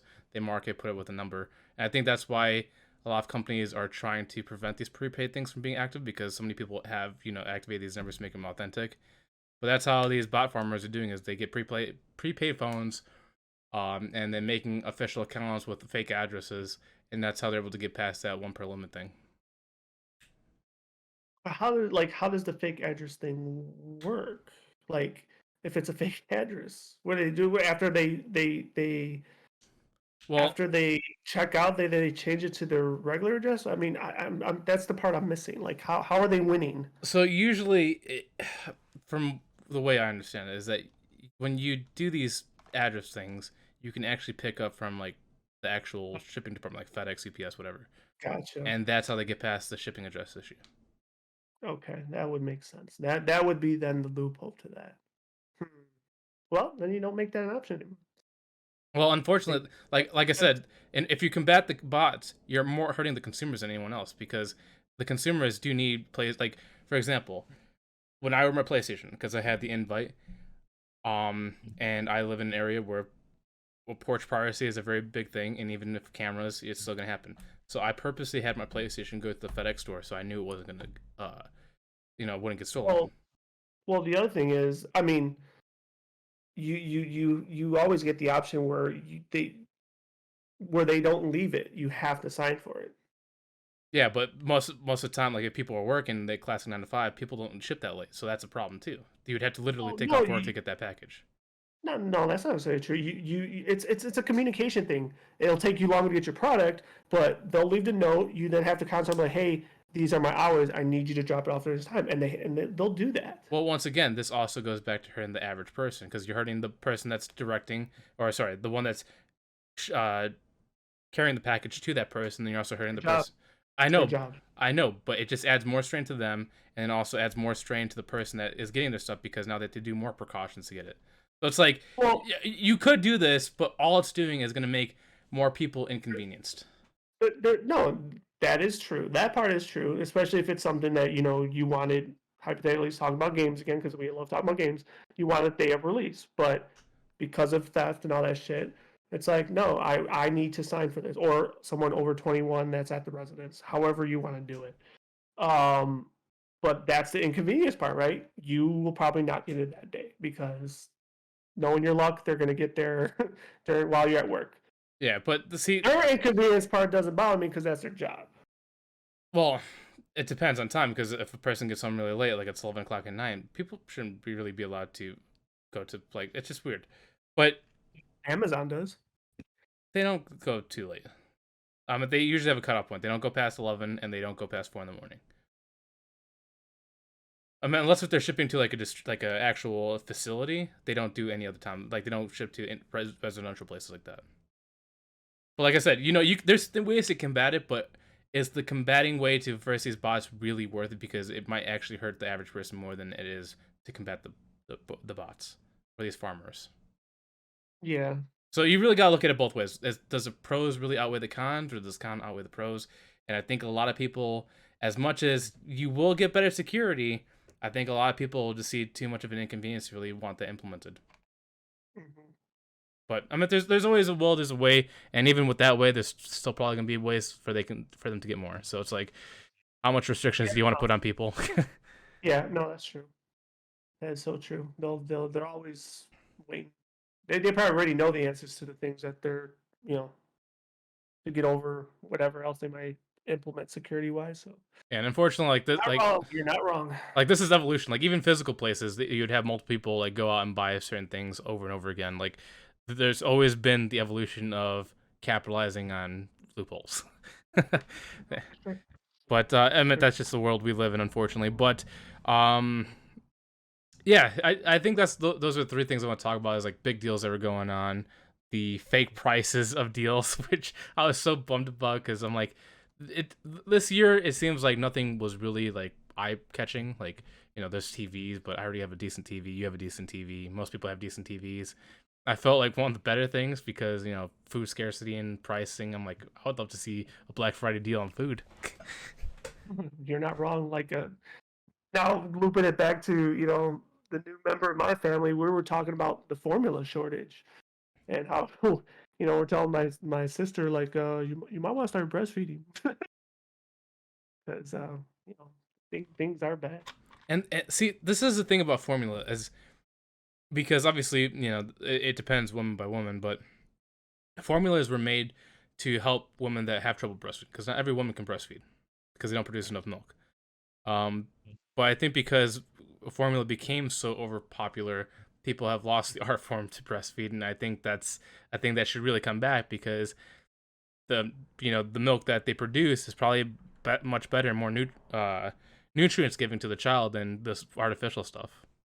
For sure, and not to mention, they well supposed to take the what is it called, the prenatal pills, so they could get those additional nutrients as well. So, and they're informed to take it even after giving birth to maintain that. So, um, yeah. So I don't know what my sister's going to do. Yeah, I know I was breastfed. get the taste of So mother's milk. No, well, let's go down that road, but. but hopefully parents that have children now, hopefully things get better for them because diapers, formula, especially like baby food, like applesauce for example is one of the biggest baby foods, but because it's also tied with elderly food, it's also shorted too. Because like I mean, there might be some sort of scary applesauce, but it goes by so quickly because older people eat it and Mhm. kids eat it. So it's like food is just it's becoming trouble too. So hopefully that gets fixed as well. But um, yeah, I think I covered everything with the Black Friday thing because I was also seeing how you felt. It seems like you were also not for the physical thing, even though like I said, even though it makes sense. Just No. for, see. This is why I wish we had like more people like doing polls and stuff like that because I want to see if anybody else had that thrill the hunt feel as well, like going out there Sure. getting the item. Sure. Oh, I'm sure. No, hands down. I'm sure there are. It's just yeah, it just wasn't my cup of tea. I bet you. I mean, like I said, realistically, it's safer that way too. um, but we covered that. So this one is probably going to be one of our longest topics. uh, so do you want to start Well, off with this one? let's yes. So topic 3 is going to be Pokemon Scarlet and Violet reviews and opinions. So now that we both have just about what over a week, right? To have it in our hands. You just showcased earlier, you put about 40 plus hours. I just put slightly over 19 hours. I have not finished the main campaign, but we'll do so shortly. But let's just go peel back the curtain and why is this so popular? Well, it's Pokemon first and foremost. We all know that, but let's talk about its popularity actually really quickly. It sold 10 million plus units in the first 3 days, which is the most successful Pokemon launch, most successful Nintendo launch for any game. So there's those factual datas. Um, but it didn't come with, or it came with much negative criticism because of all the performance issues that are tied to it, and also I guess bugs. But the bugs probably kind of go in hand with the performance issues. Um, I don't know if we want to make that our starting point or if we want to go back to that. Like there's so much to tackle with the game. Like I don't know if we want to start with the negative side of things or do we want to talk positive? Like how do you want to tackle this, Well, Josh? eventually we're gonna go through We're all of gonna it. cover all ground, yeah. But I'm just wondering if there's like a better way to do this. But So okay, since I brought that up, maybe we'll just start there, right? Like let's not even go different paths. But let's talk about performance issues. So um, I was watching your stream and I wasn't bullshitting you when I'm telling you this.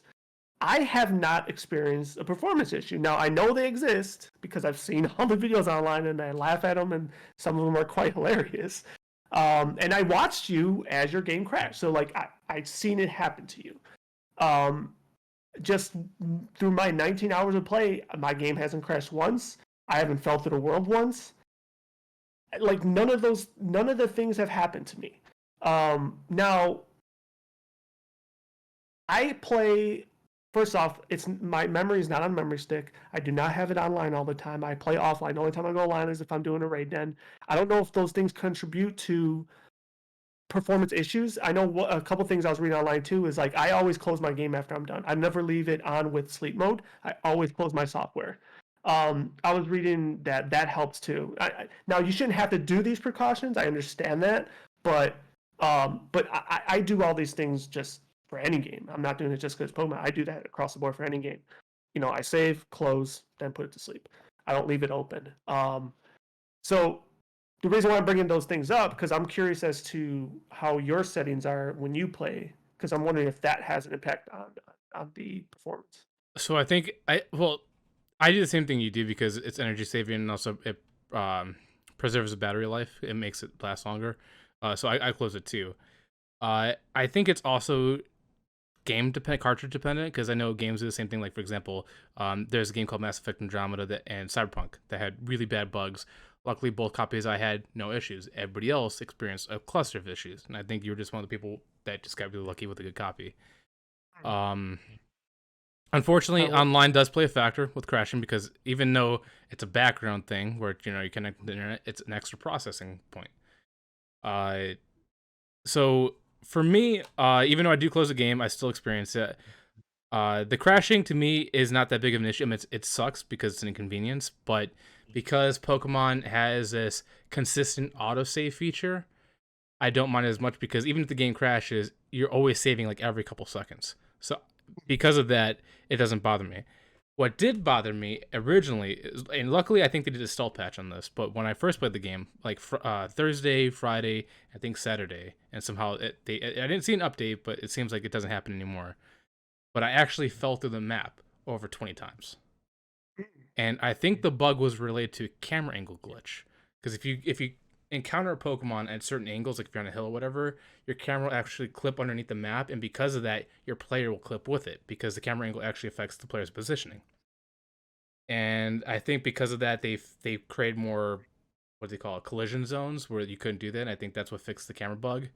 But that was causing a lot of players to go through the map, and you'll see them falling, just hovering in space, whatever. But luckily, within like 3 days, they seem to fix it. I haven't experienced that issue since, but the crashing isn't a problem.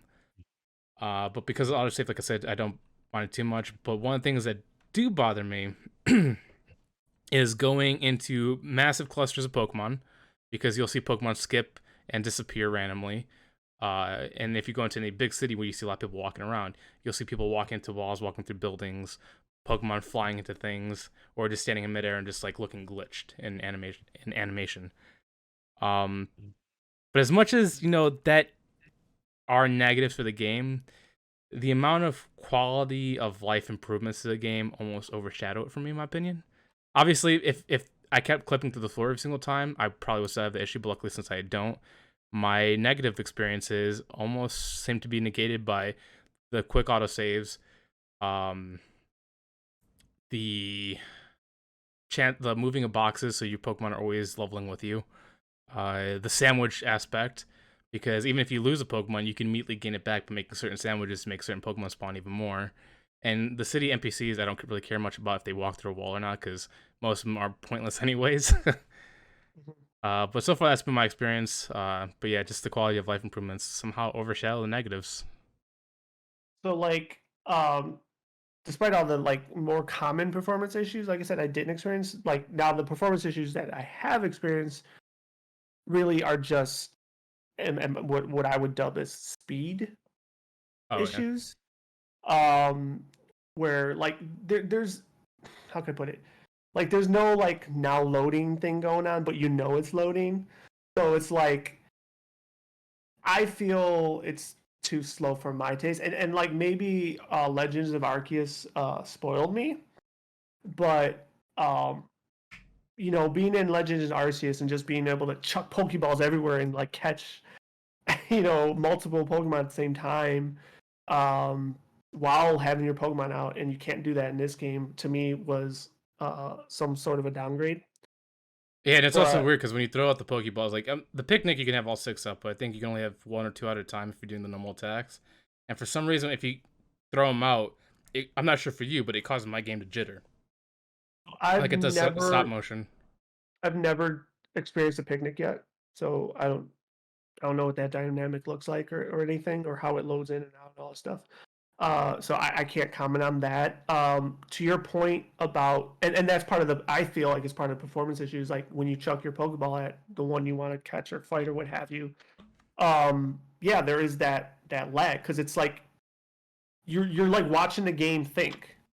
It's like it's transitioning to a battle sequence, you know. So like that's the part that I dislike because you know it's not as fluid. Um, is it like a huge detriment? No, because it's still like it's still the same speed as old Pokemon games, I guess, to a certain degree. But I just feel like it shouldn't exist anymore. Maybe, and like I said, I think it's because Legends of Arceus really spoiled me. Um, so that's definitely the negative aspect of it for me so far. But to your part, I feel like to your point, I'm sorry. I feel like I've overcome it as well, especially when I got whatever his name is, Corodon or something. When he starts, pretty much being my vehicle. And now I'm able to just get around a lot quicker, and it's just kind of like negated all that stuff that you were talking about. Um, so it's like the pros definitely outweigh the cons. Plus, the other thing I definitely seem to like is the auto battle part, where you could just Yes. chuck him out and he just.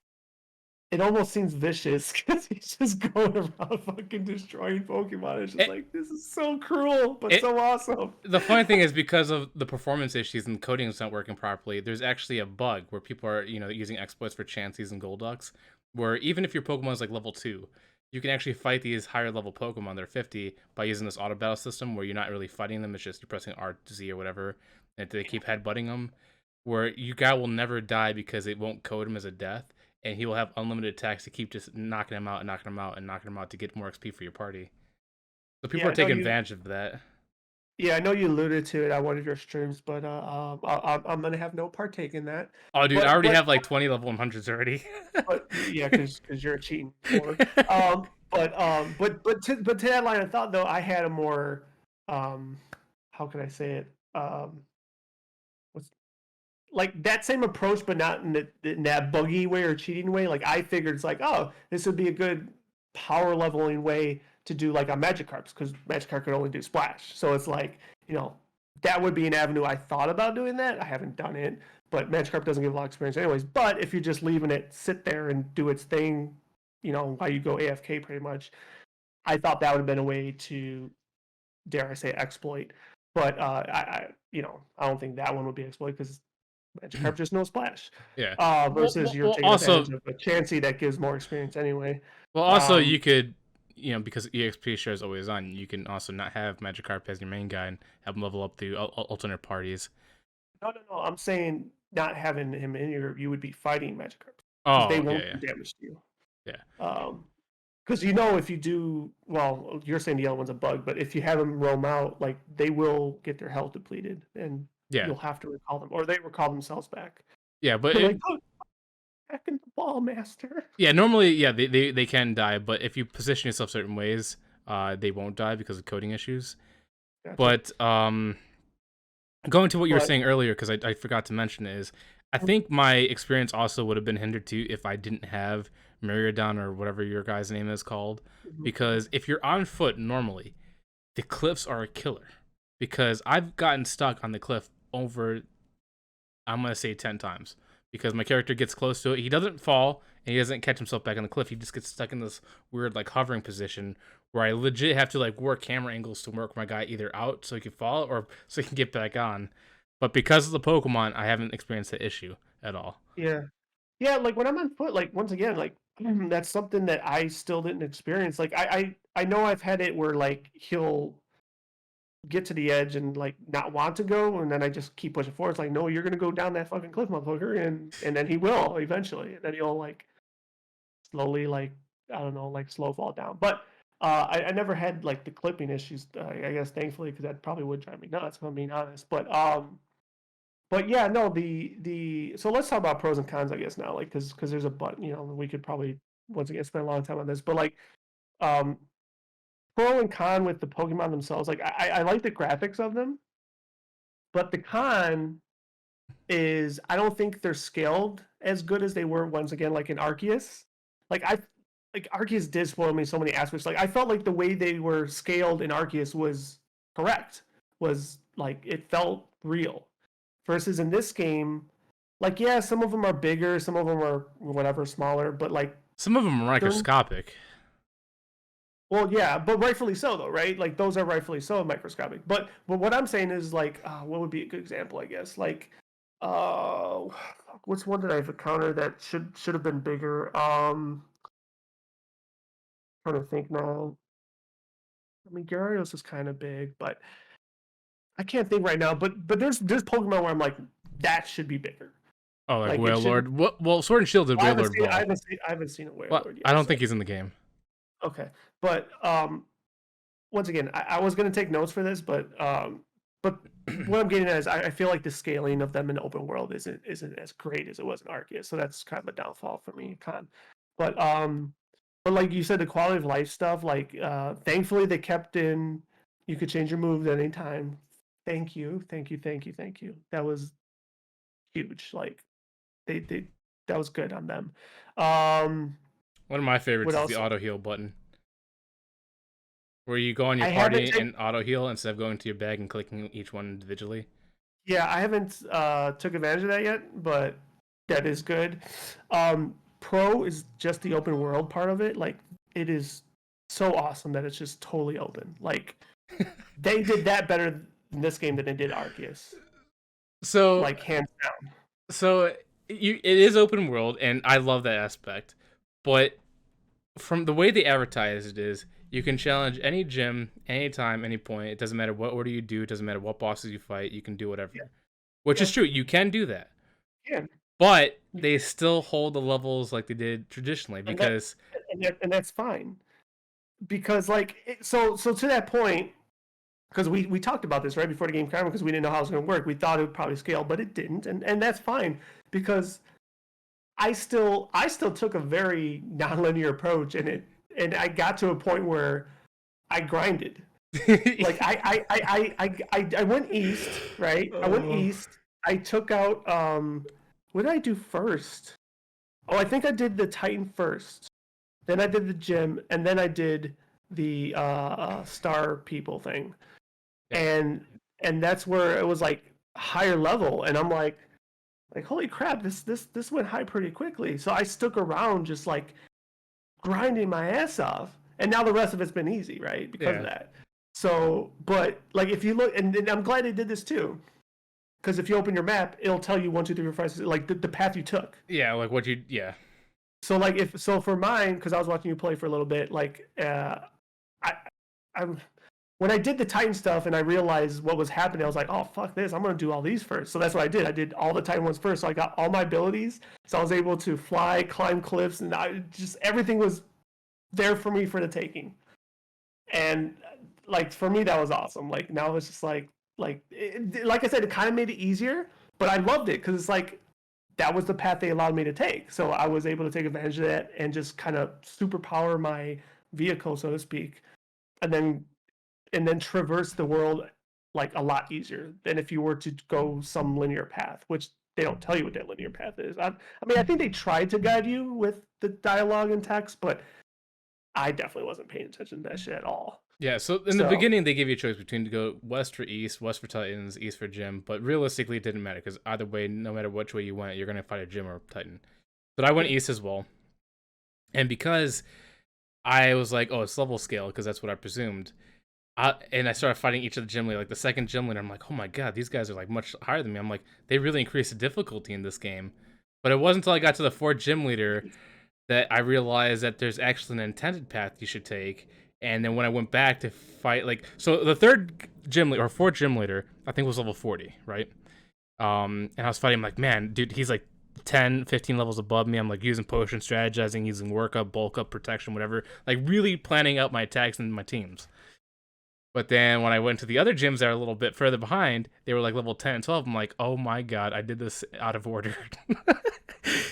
like, but were you upset about that though? Like, I was because like you were. Oh, see, I so wasn't. so so the reason why I was upset is I wasn't upset that there was a challenge because I thought it was like, oh man, they really increased the difficulty in this game. I kind of like it. But when I went to the other gyms that were super low, I'm like, oh, now I'm too over leveled and this is really easy. and that was where my problem came in. But realistically, though, and I know this has happened to me in a regular Pokemon game, like depending on who your starter is, right, and who you call for your Pokemon, like you'll hit that gym where it's like a stalemate. Like fuck, I gotta grind a little bit, Yeah, and and that's why you then balance your team out and because stuff. yeah, and then like you do grind to a certain point where you finally maybe at the skin of your teeth you finally beat that gym leader, and then the rest of the game is easy because you power leveled during that little town period, right? So like historically that's happened to me. So But that's why like for me it was it wasn't as big though. Like after my 4 gym leader, fifth, sixth, and seventh were just ridiculously easy because I was over like way above them. Because I challenged the ones, well, I went to the ice section, which is technically the last part you should have been to, because they're all level 50 and 40. I went there, and then when I backtracked, I'm like, oh, well, now they're level 10s again. I'm like, this is kind of dumb. I thought it was going to be like higher and higher.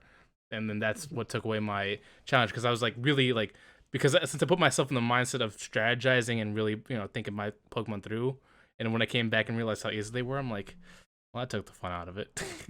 yeah. I mean for me it didn't take the fun out of me. I don't mind going and steamrolling the gyms or whatever.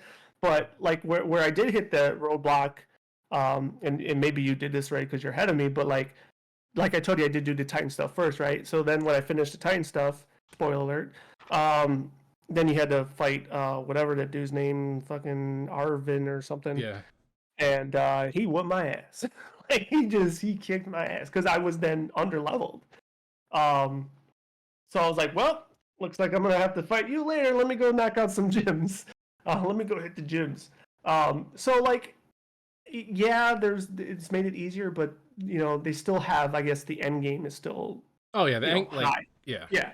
So that's fine. That's cool. Because eventually, like, even if you do go off the beaten path, eventually it will correct itself at the end when you go to Elite Four and post game. Um, Exactly. but in that in between, if you don't do the intended path, then you'll experience a weird imbalance. But I'm not gonna say it destroyed my experience because I still had fun. Mhm. But going to the story aspect because it seems like they really did try to add a story to this game. And I think my favorite part, which I didn't expect, was the Titans. Because even though when when you're doing the Titans, you're leveling up your Pokemon because you encountered a battle in Area Z or whatever it's called. But also doing so, the reason why Arvin's going to these Titans isn't to help your Pokemon. He's trying to help a Pokemon of his basically resuscitate and come back to life. Which totally reminded me of Pokemon Sun and Moon when they had that Litten and Stoutland episode where Litten was being taken care of by Stoutland, and eventually Stoutland died. And I was like, no, please don't have this Pokemon die on me. I'm like, I want to bring him back to life. I want him to be good. And luckily, he did get better. But I'm like, there's a point in time where his storyline actually got me sad for a moment because I'm like, this Pokemon might die, and I was like, are we actually gonna get him better? And eventually, luckily, it turned around. But I really enjoy the story because I never expected an emotion It's connection. yeah, I was gonna say tug your heartstrings. So Yeah, to that point, like it probably tugged yours a little harder, but like when it did the woof, it got yeah, me. yeah. Yeah, yeah, Or, yeah. I or was like, or when it had the Pokeball in its hand, like it looked like he looked away like he was gonna die and he wasn't getting better. And then all you hear is woof, and he has a Pokeball in his mouth, bringing it back to him, and he gave his Pokemon a hug. yeah, yeah. No, that was definitely a good moment. So without going too in depth with the storyline, like I don't know.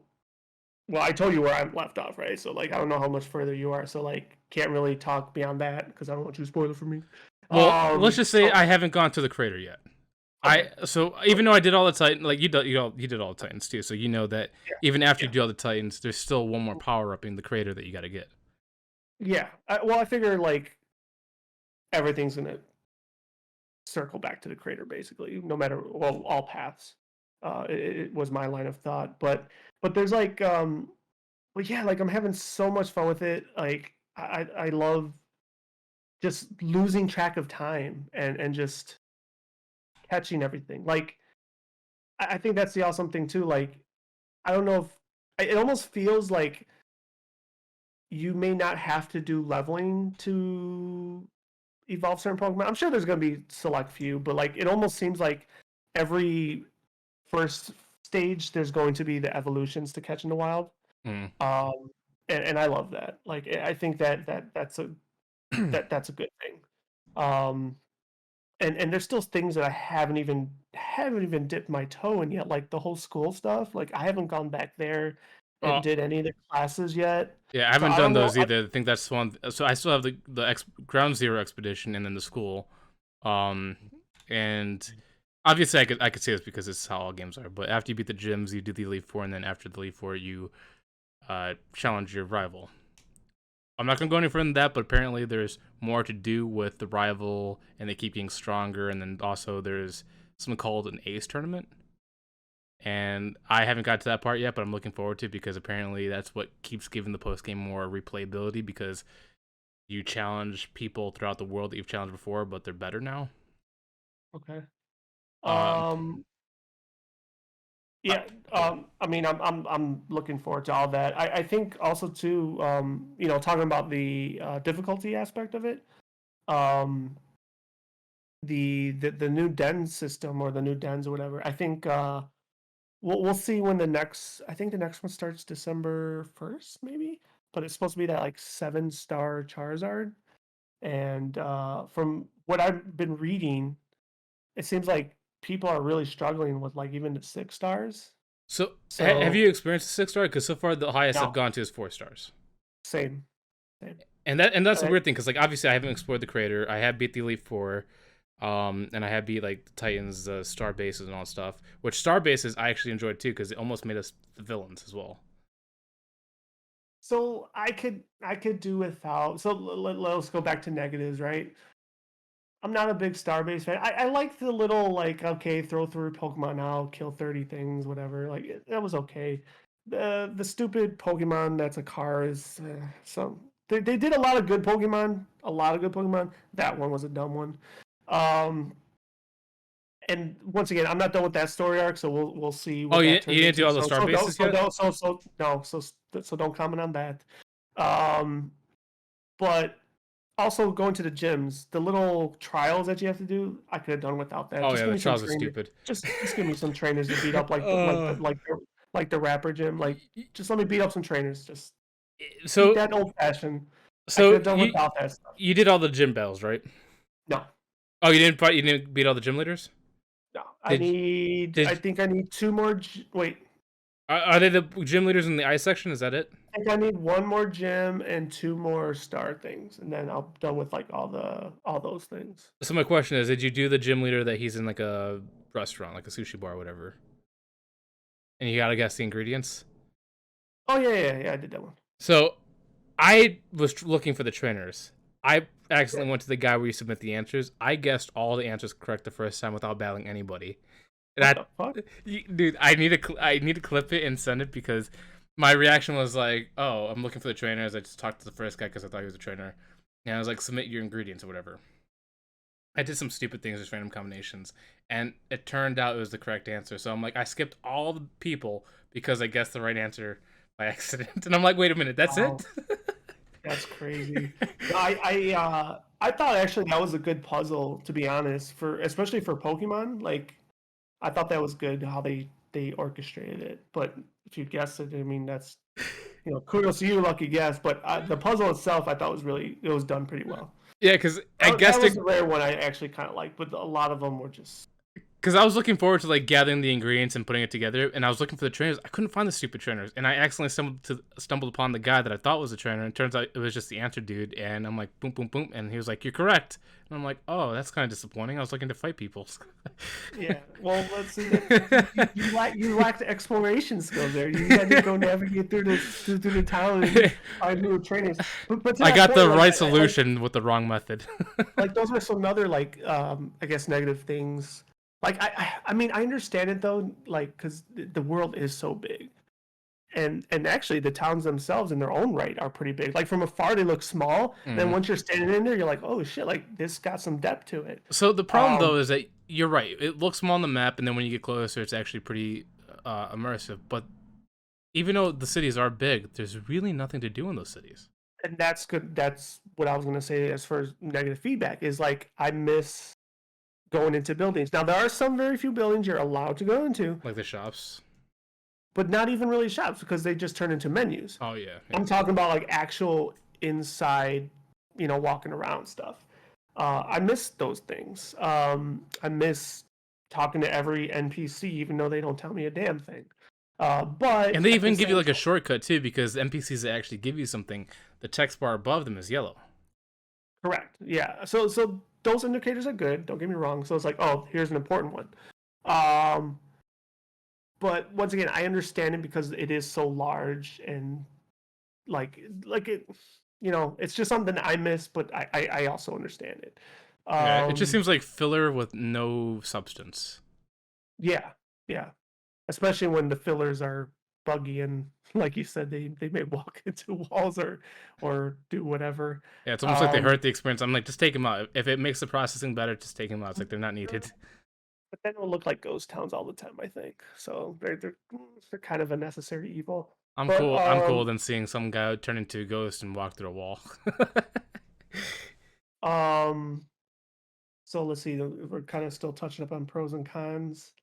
Um More pros, man. I mean, it's still fun no matter all the issues. Like they're on the right track, right? Like I don't want to go dive in too much like, oh, what can we expect from the next gen? But like I think this is a new starting base going forward.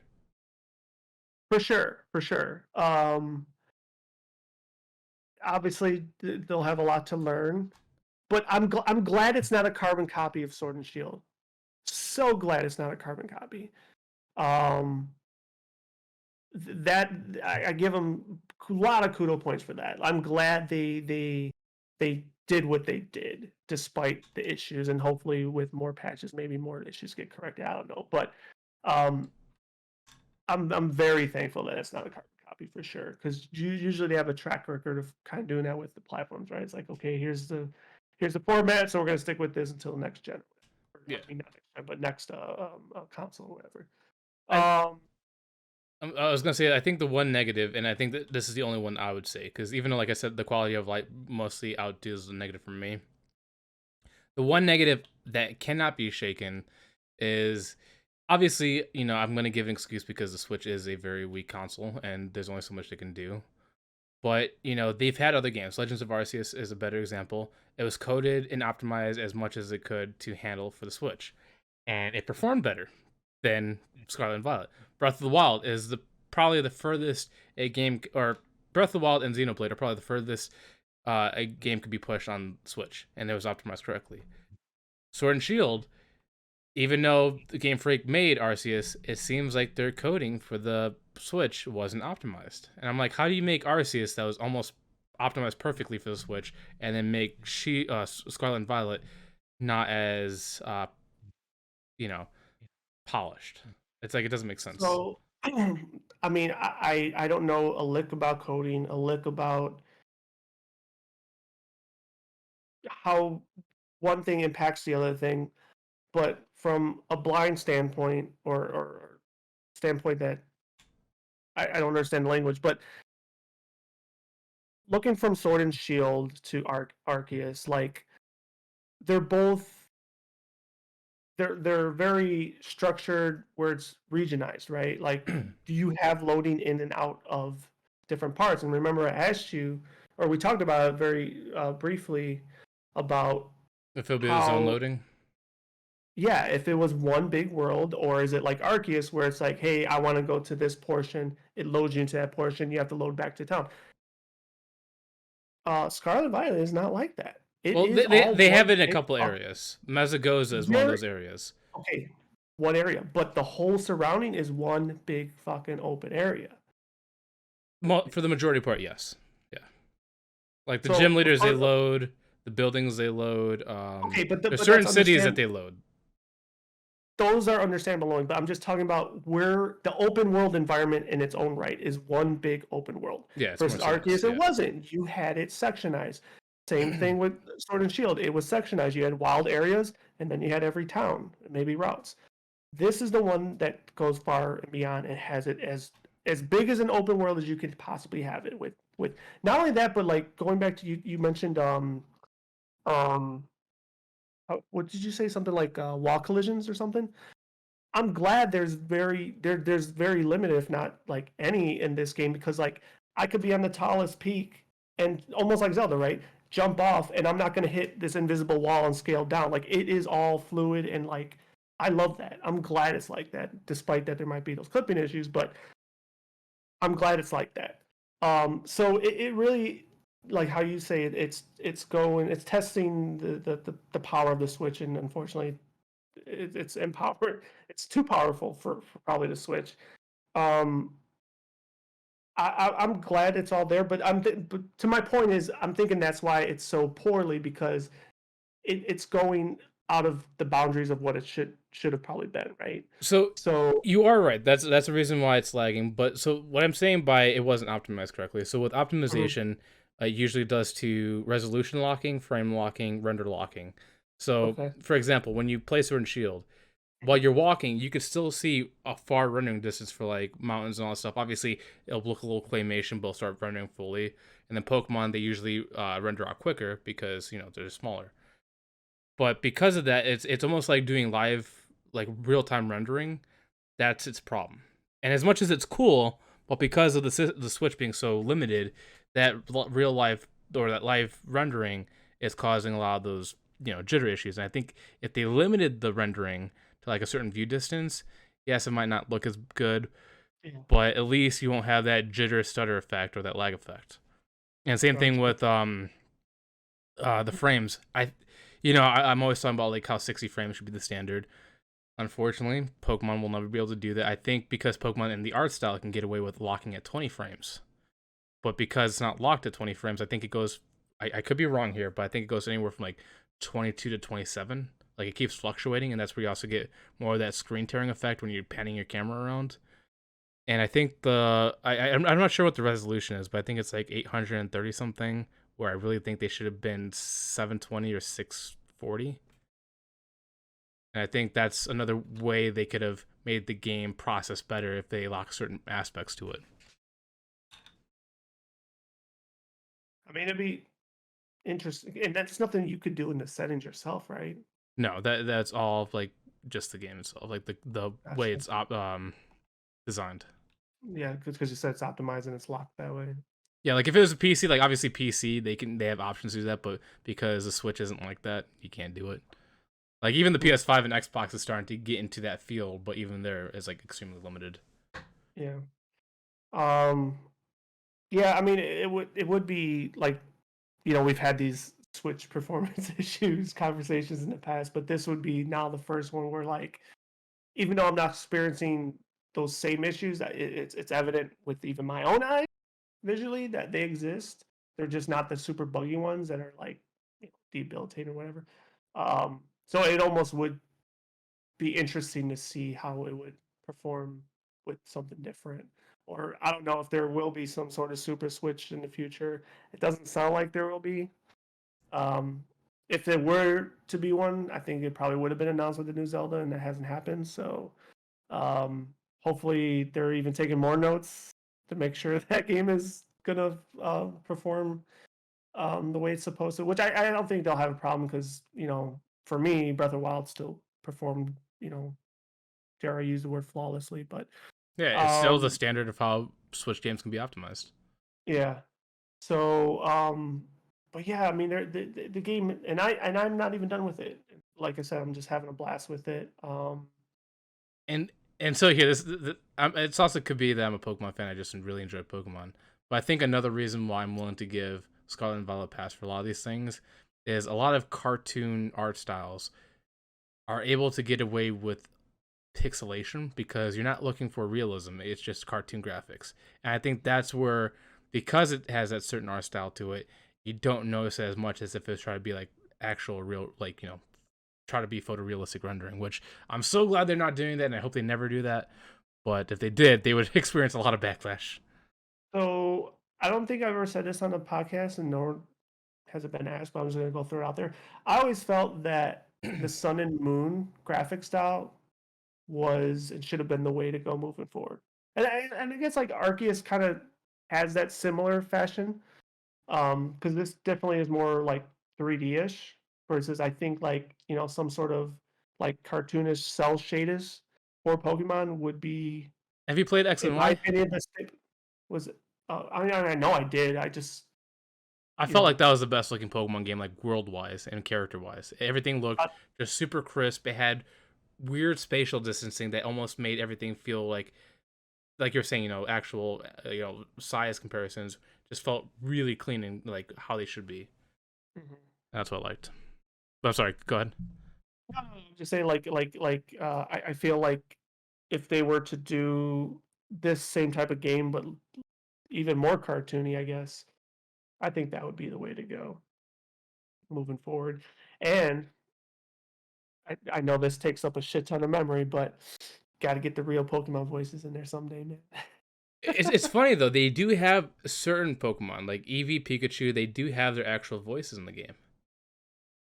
But No, Pikachu doesn't say Pikachu. oh, he doesn't. I swear in certain parts he actually has a It voice. there has been like in Let's Go Pikachu, they did it, And I know Sword and and Shield they did. I think Sword and Shield just only had Pikachu, maybe. But this game, I don't think even Pikachu has Pikachu's voice. I don't think so.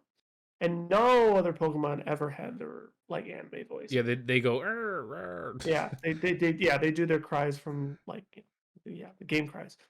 Yeah, Um, you know, um, I don't know what's stopping that. I think I remember reading an article somewhere that the memory that it would take to do all that would be a mm, lot. yep.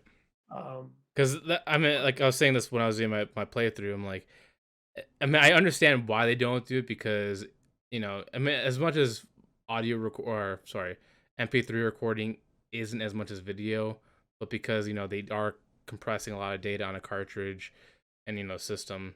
I'm like, I would love to see voice acting for Pokemon. Even if it's not all of even if it's not all dialogue, just the main yeah, dialogue, yeah, I'd love to see like voice acting. cutscenes, Yeah, like just cutscenes. Yeah, for sure, 100%.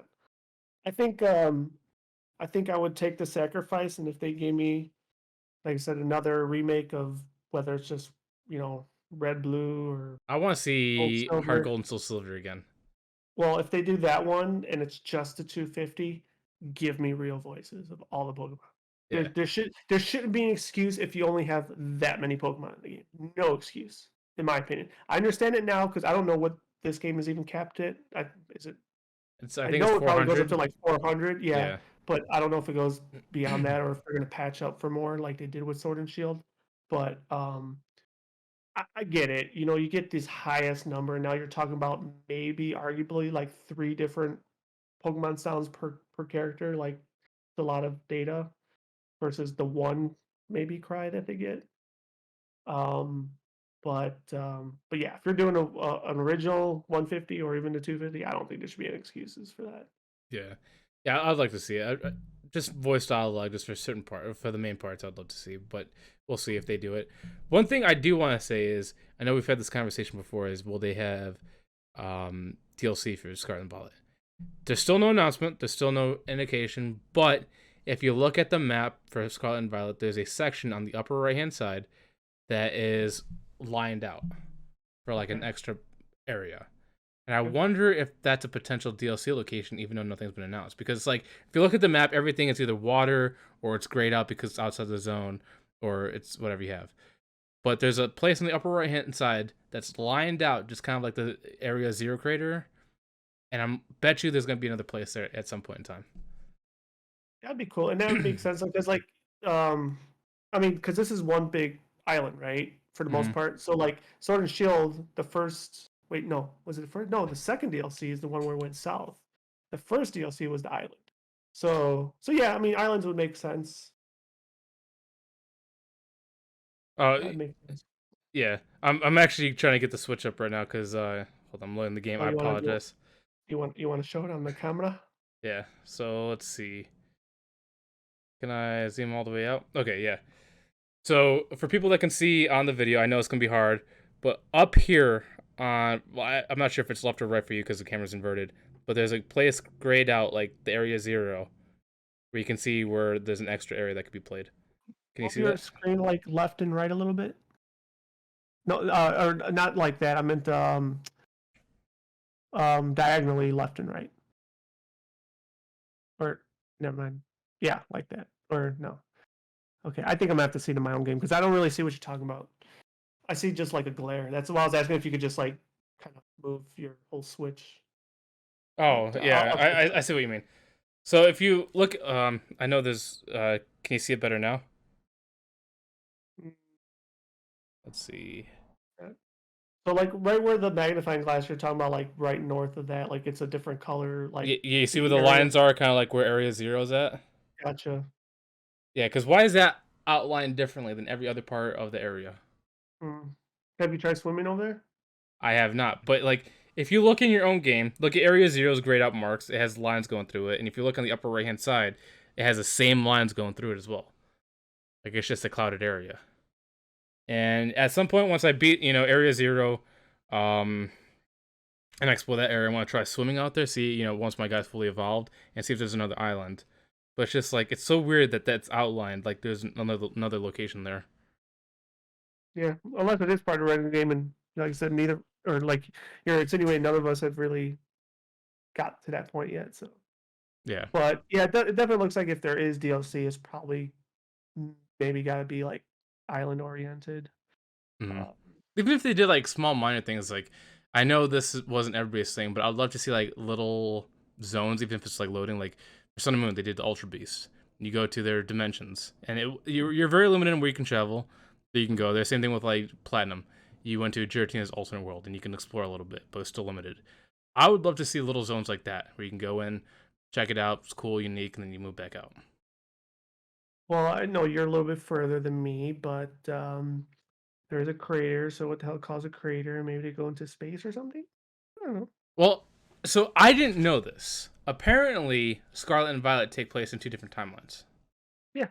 So Violet's the future, Scarlet's the past. Which I had no idea. I thought they were just, two different themes, whatever. But that's Oh. where the post game differs.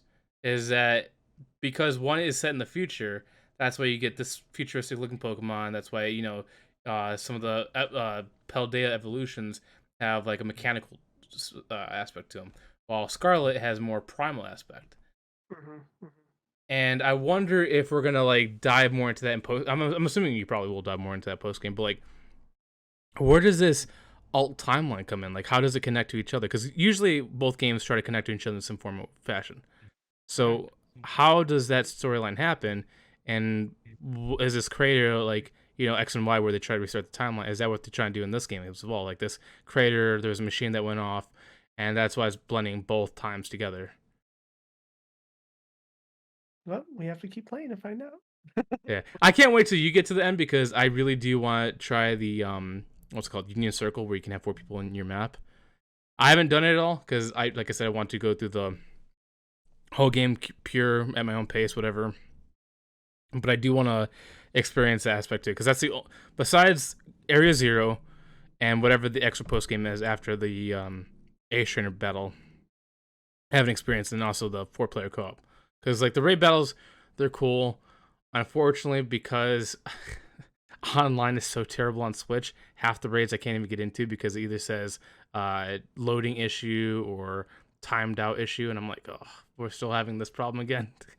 Yeah, so far, once again, I guess either I'm just lucky, but I've done three of the Eevee ones. I don't know if I'm going to sit here and do every different Terra type, but kind of feel obligated.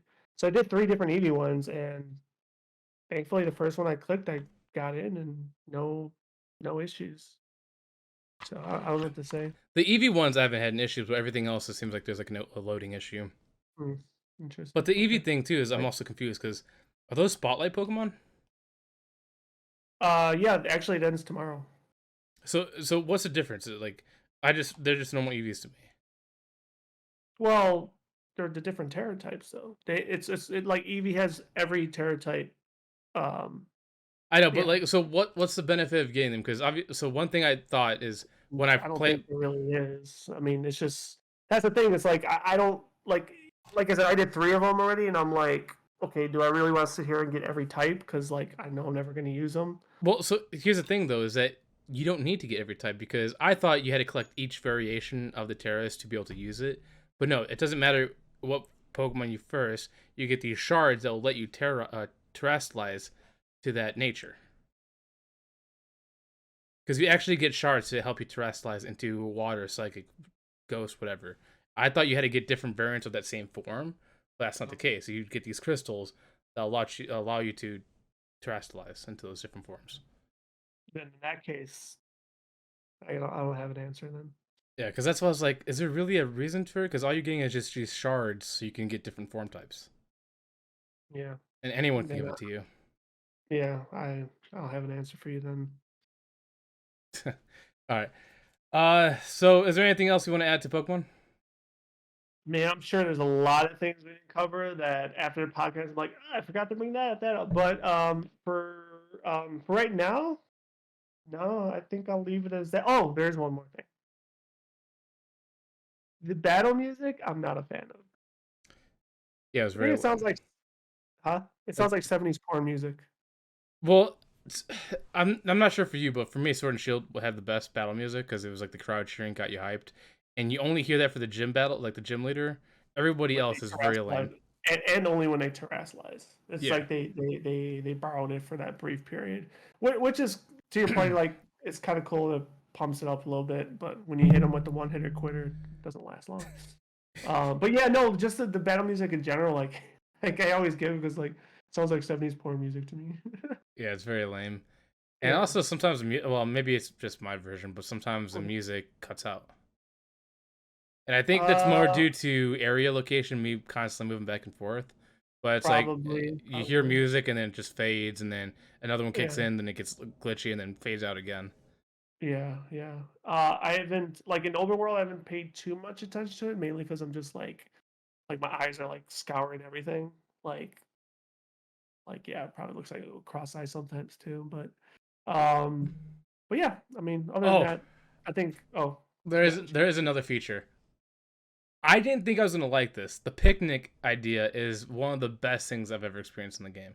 okay. It sounds super stupid when you get into it, but because of the advantages that each sandwich gives you, it lets you either get specific types of Pokemon to spawn in clusters.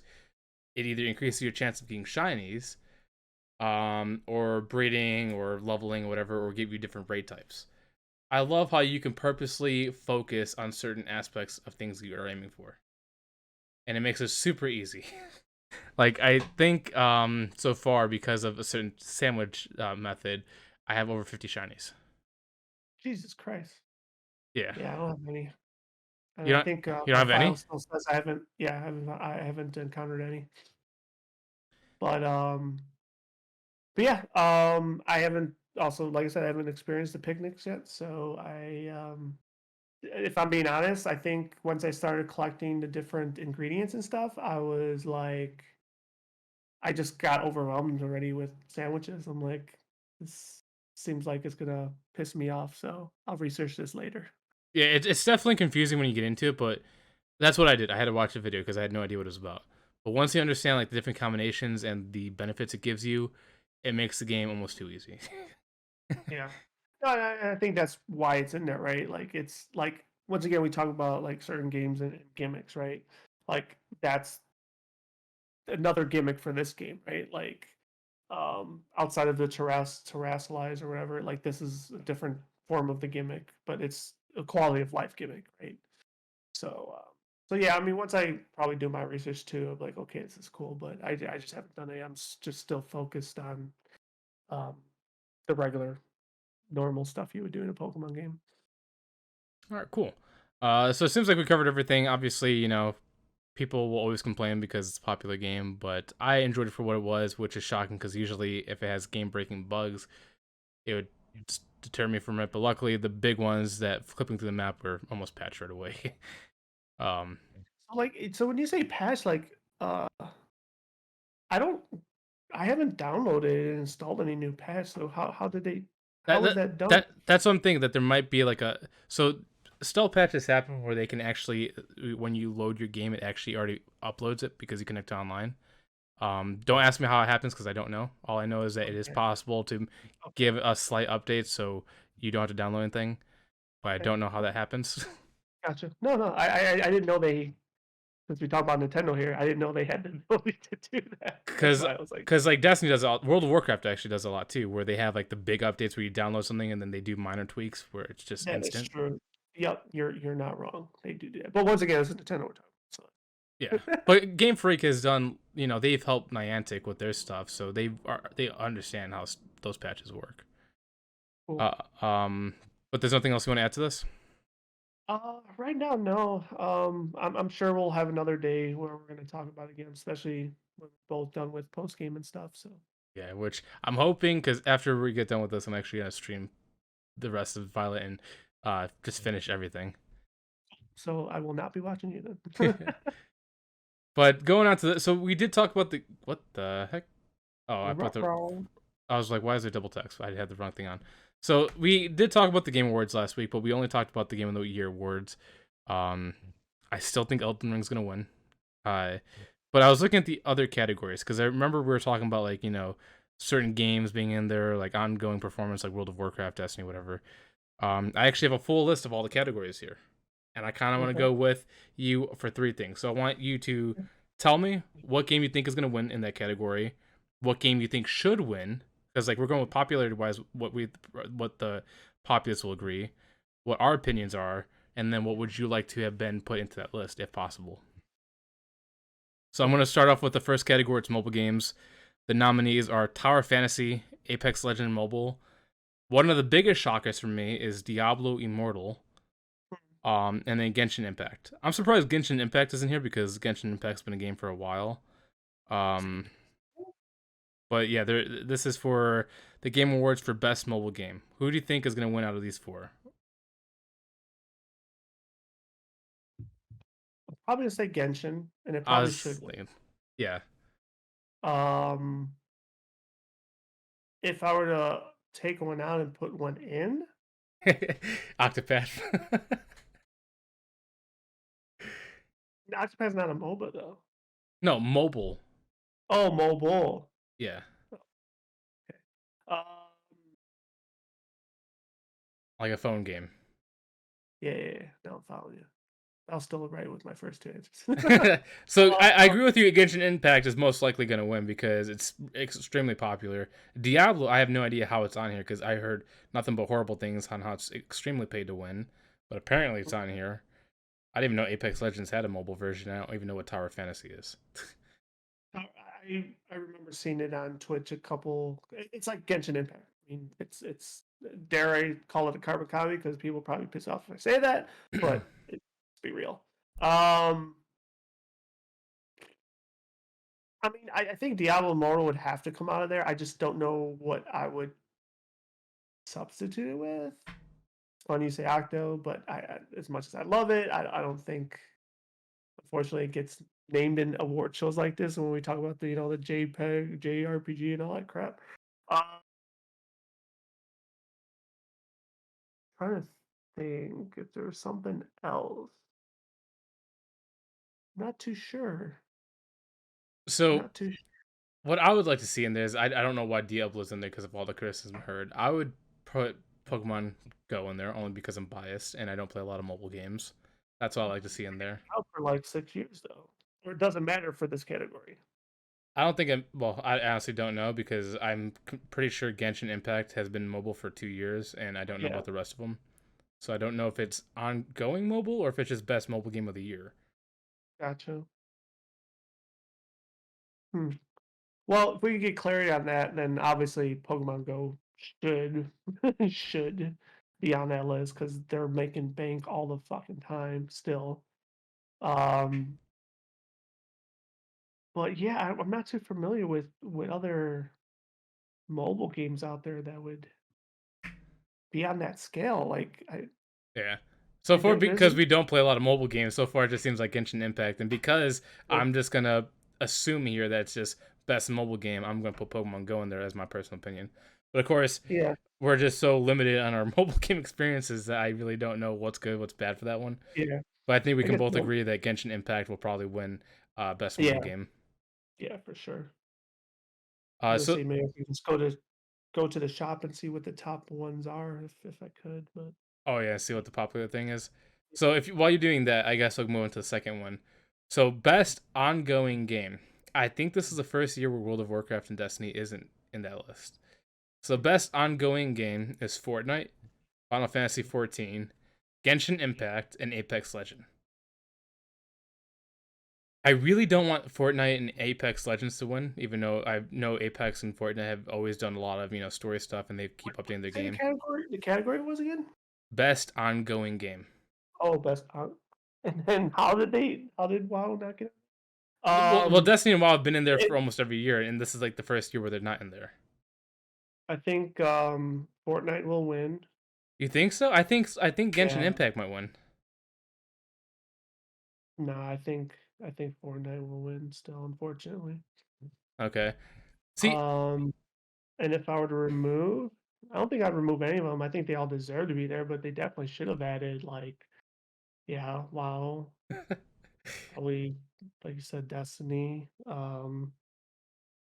What else has been around that's still standing the test of time? We're EverQuest. talking about Go. Um, I'm surprised yeah, Warzone isn't on here because Warzone, even though it's a standalone free to play BR game, um, that's been going on for 3 years. I know Warzone 2 is coming out, but I know Warzone 1 was pretty popular for all 3 years it's been around. probably. I mean, I wonder how popular still Hearthstone is, or what about League? Oh, League of Legends, yeah. Yeah. I mean, um, So I think the reason why League, World of Warcraft, and Destiny aren't in here is because they have been in the category for multiple years in a row. Like it usually never changed, and I think that's the first time where none of those three have actually been in this category, which is shocking to me.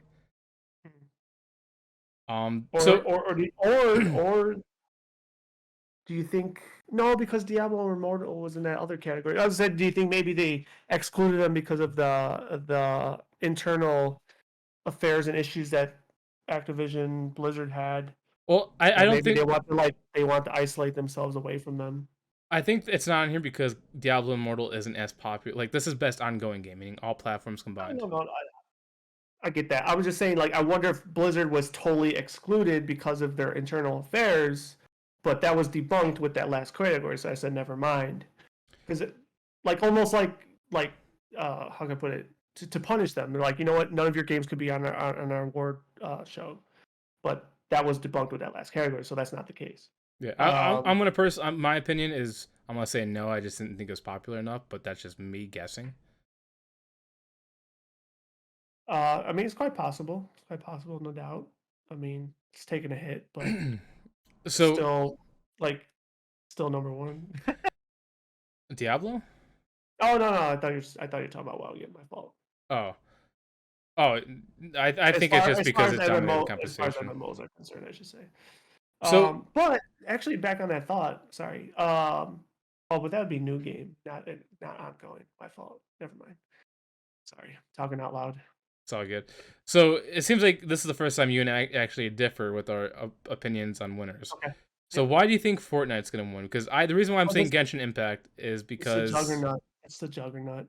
well, it's actually fallen off in popularity. Apex Legends, I think, actually holds more viewership than Fortnite does, and I think it has more players actually.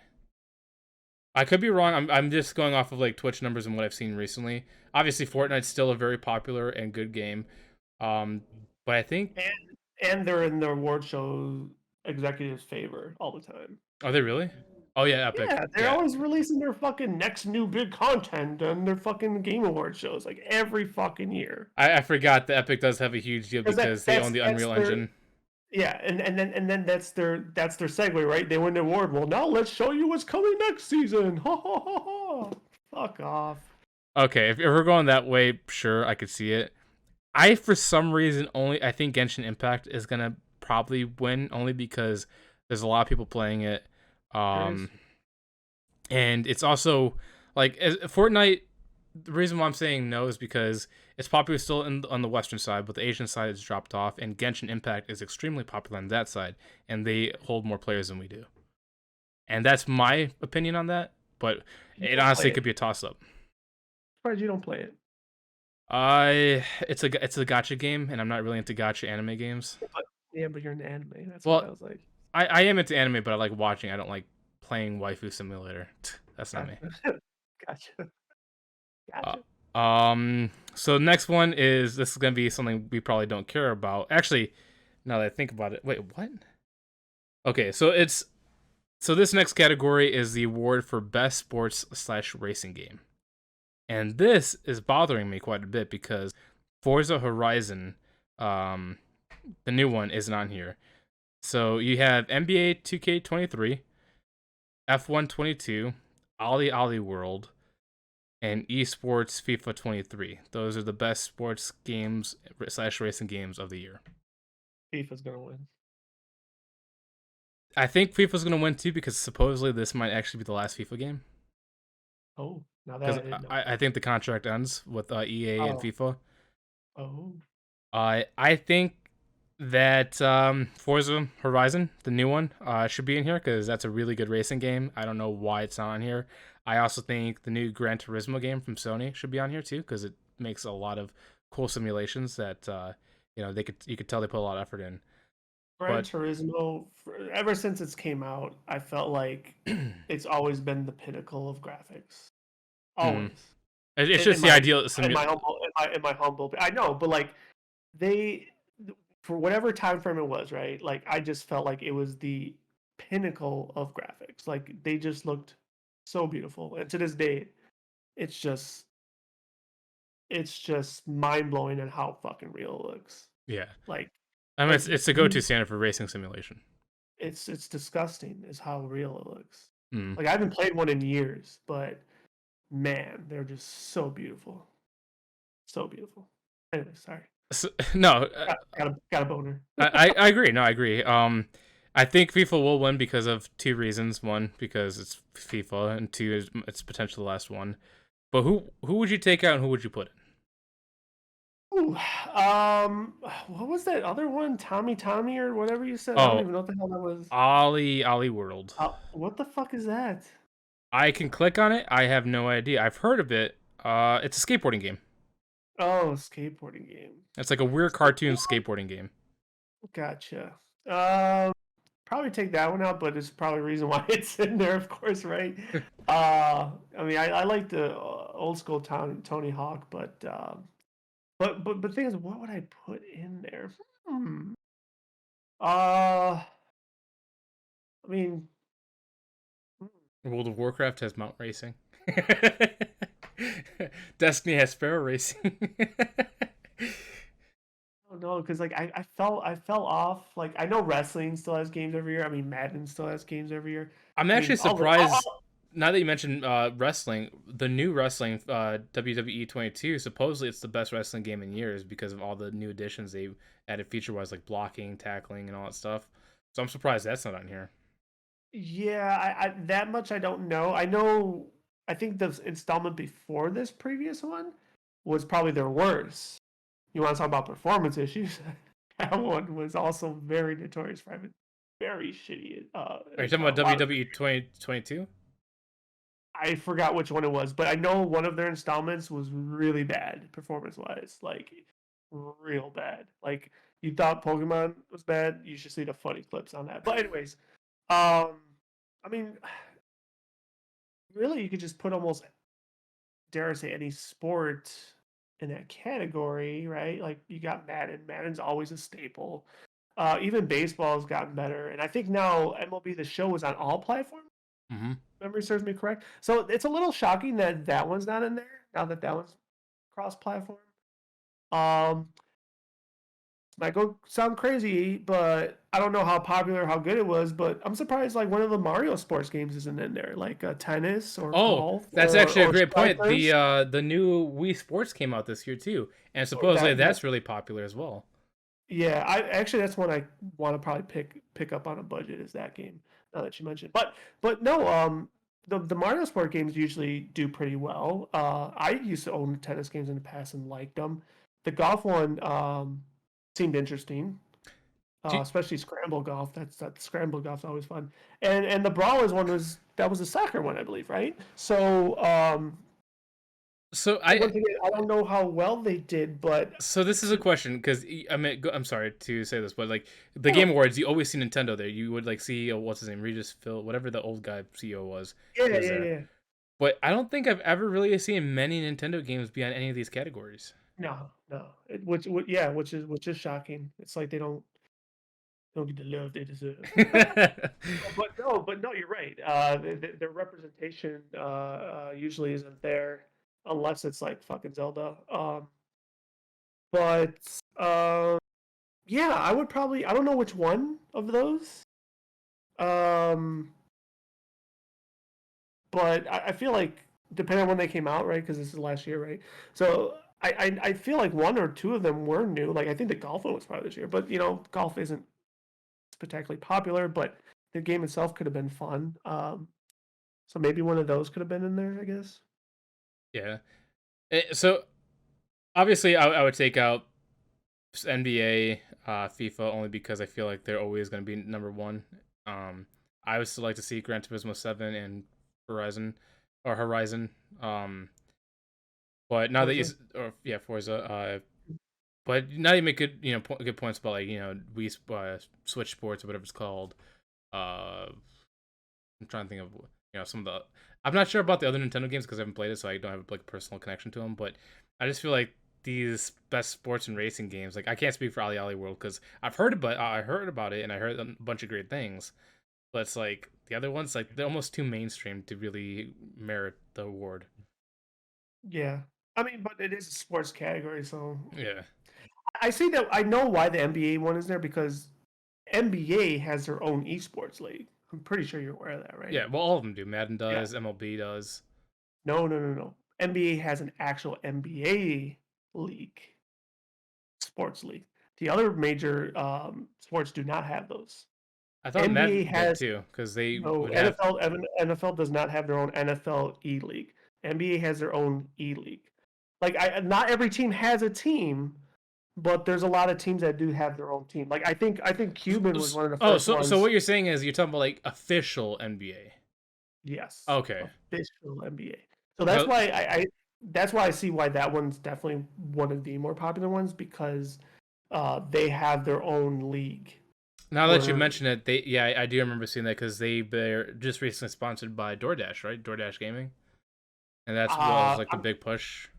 yeah, I'm pretty sure they got more sponsors than just DoorDash No, I'm if talking about it's like a the gaming streamer, like the gaming part of that.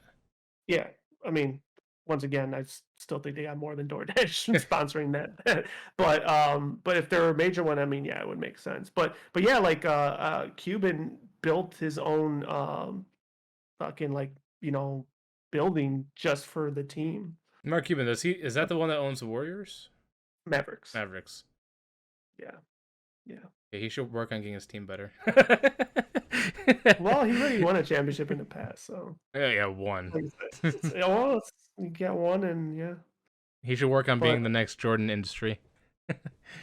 I'm just poking fun at him.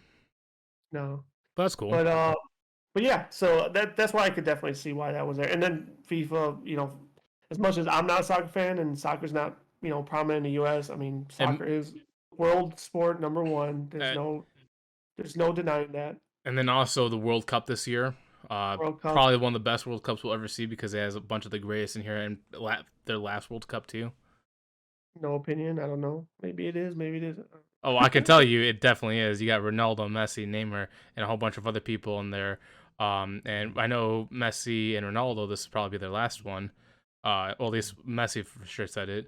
Also, there's other countries that are doing really shockingly well. Like, I know you don't watch it, but like Germany and Japan. A lot of people thought Germany was going to win. Japan came back last 30 minutes, scored 2 goals on them, and Well, won. I think that's the testament to the growth of the sport, right? Is that these countries that are known to not do well are now doing well. That's the same to be said with the NBA. Like the NBA, their international reach and the international players, like it's been an ongoing debate. If you took five U.S. born NBA players versus five international born players, who would win?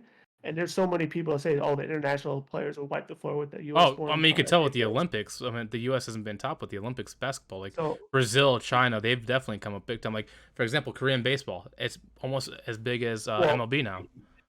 Korean and Japan. I mean, yeah, I mean, uh, yeah, it's crazy. Like I love it. It's great. I Yeah.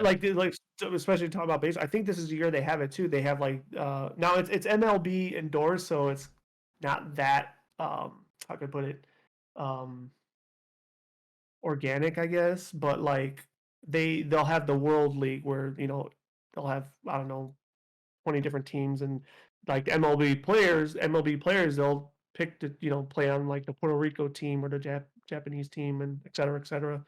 And those games are fucking wild, man.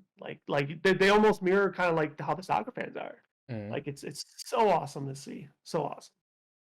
Yeah, it's cool to see that like international sportsmanship. Like I think that's one reason why everybody loves the Olympics is that everybody's competing with each other, and you could really see the top of the top athletes going at it.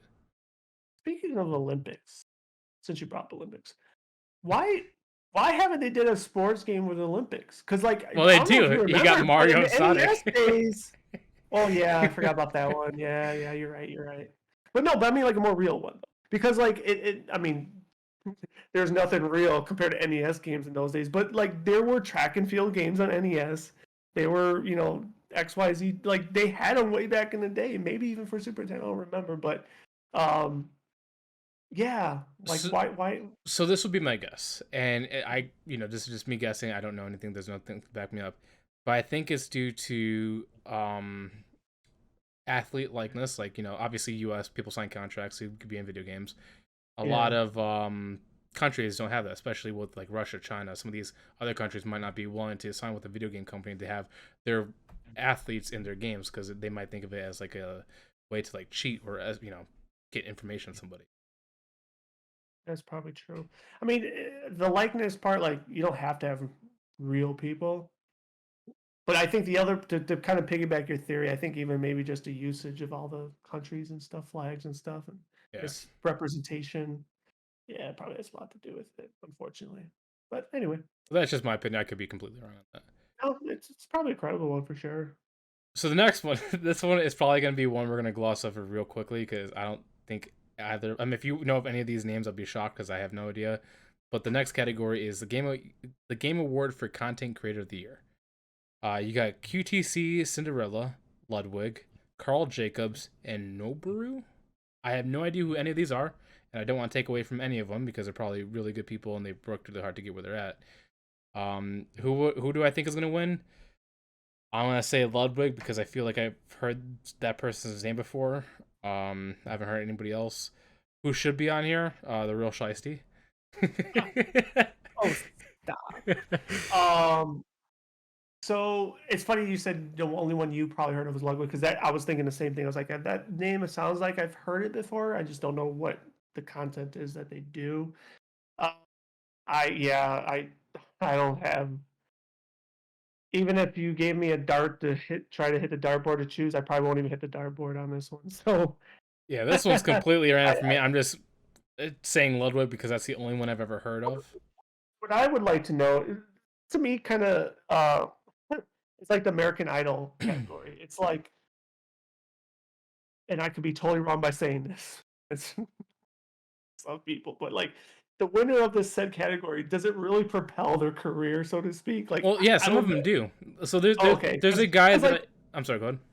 no, because like I said, compared to American Idol, and there's people that win American Idol, and yeah, they get like that one record recording deal because that's a part of the contract when they win the show, but then they're never heard of again.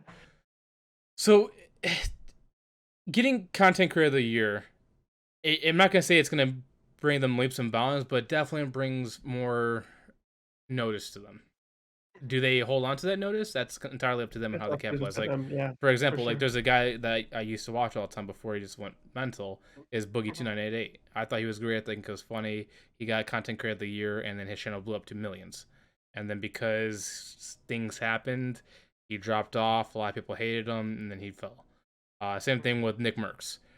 Nick Merckx was, I think, content creator last year, the year before, whatever.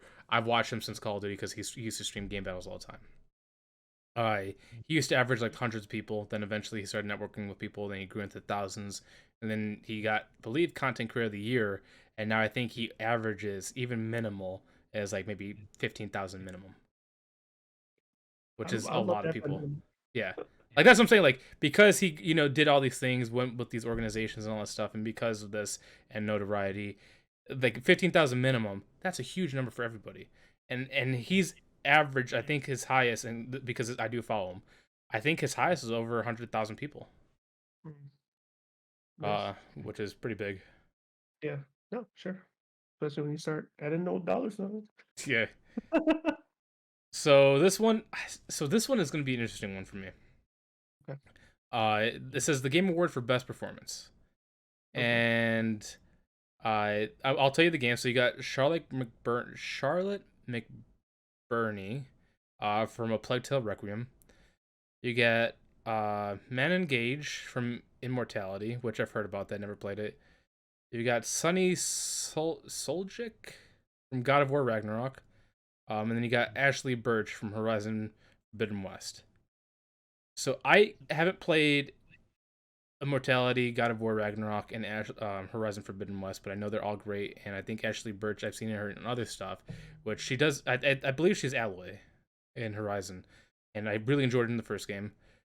But because I did play at Plague Tale Requiem, and I like the sister so much, and the person behind her, I want her to win. Will I think she'd win? Probably not. But that's who my pick is. Just because I think she did a phenomenal job as I forgot what the sister's name is. I just call her sister. But I think she did a great job in that game as a actress. Fortunately, another category I can't contribute to because I didn't play any of the games. And it's very hard to, make a decision when you didn't um, Play those see games. and experience their performance. So if I'm just gonna do a shot at the dark here, we'll just go with Ashley Birch because her name sounds like a Resident Evil character. It does sound like a Resident Evil, but she's also played. I'm trying to see. I don't want to go too far because there'll be so many things. Let's see what she's played in. The list goes on. She played in a lot of TV Like, shows. but like even like a performance in like that particular game could be so much better than other games and other performances, right? So like all because there might be something I experienced her in doesn't really solve her performance in that particular game. So So the only ones I'm familiar with is Ashley Birch, and Charlotte because the obviously because of Plague Tale, and then Ashley Birch, she plays in a lot of TV shows. I think I think Ashley Birch might actually win, even though I want Charlotte to win because I like her performance in the game. Like these are just based on the game they played in. But Ashley Birch just has so many things under her belt that it'd be kind of difficult for her not to win because she is the main character of her game. Not that I'm saying Charlotte's not because she is also the main yeah. character, Mhm. but she just had more lines, acting, and physical intensities with her representation. Gotcha. But yeah, I mean all of them good. I mean honestly, if any of them win, they all deserve it because all the games that are listed here are pretty much top of the line games with story and gameplay. So whoever wins, I will never be disappointed because all of them probably deserve to win. And it shows on the 5th, right? Serves me correct? 8th, December Oh, 8th. 8th. So next one, because we did talk about this last time, but we didn't know the Okay. games. So it's the Game Award for most anticipated game. Okay. So I think so. I'll list the things. You got Hogwarts Legacy, Final Fantasy 16, the sequel to Legends of Zelda, Tears of the Kingdom, Starfield. Mm, Now, I would want Hogwarts Legacy to win because I'm a huge fan of Harry Potter, but all these games are stacked. Like, a lot of people are looking forward to Tears of the Kingdom, a lot of people are looking forward to 16 and Starfield. But I think I don't think 16 might overlap all of I've never heard of Starfield, so I'll have to look up a trailer for them. that. It's like the next, well, as if ever, So, it's by Bethesda, and it's basically Fallout and Skyrim, to the nth degree. Like the exploration is super far. There's a lot of planets. There's a lot of world to go to. mm, And supposedly it's their biggest open world game of all time. Well, mm. when I say open world, you're basically in space traveling, but supposedly it's really that big. that is definitely a tough area, especially fanboy here, FF and Zelda. You put those two against each other. Oh my god. Damn. I I still feel that Zelda's going to take it only because it's going to come out sooner. Versus FF16, if memory serves me correctly, I don't think even has a release date yet. Now it doesn't temper anticipation, but because it's further out, I think for that reason Zelda's going to win. I don't know if they think about those things. I'm just, I mean, it's definitely a that's crowd anticipation because I think this crowd voted. yeah, But you're probably right. Does Tears of the Kingdom have a release date? yeah, it's March. Oh, okay.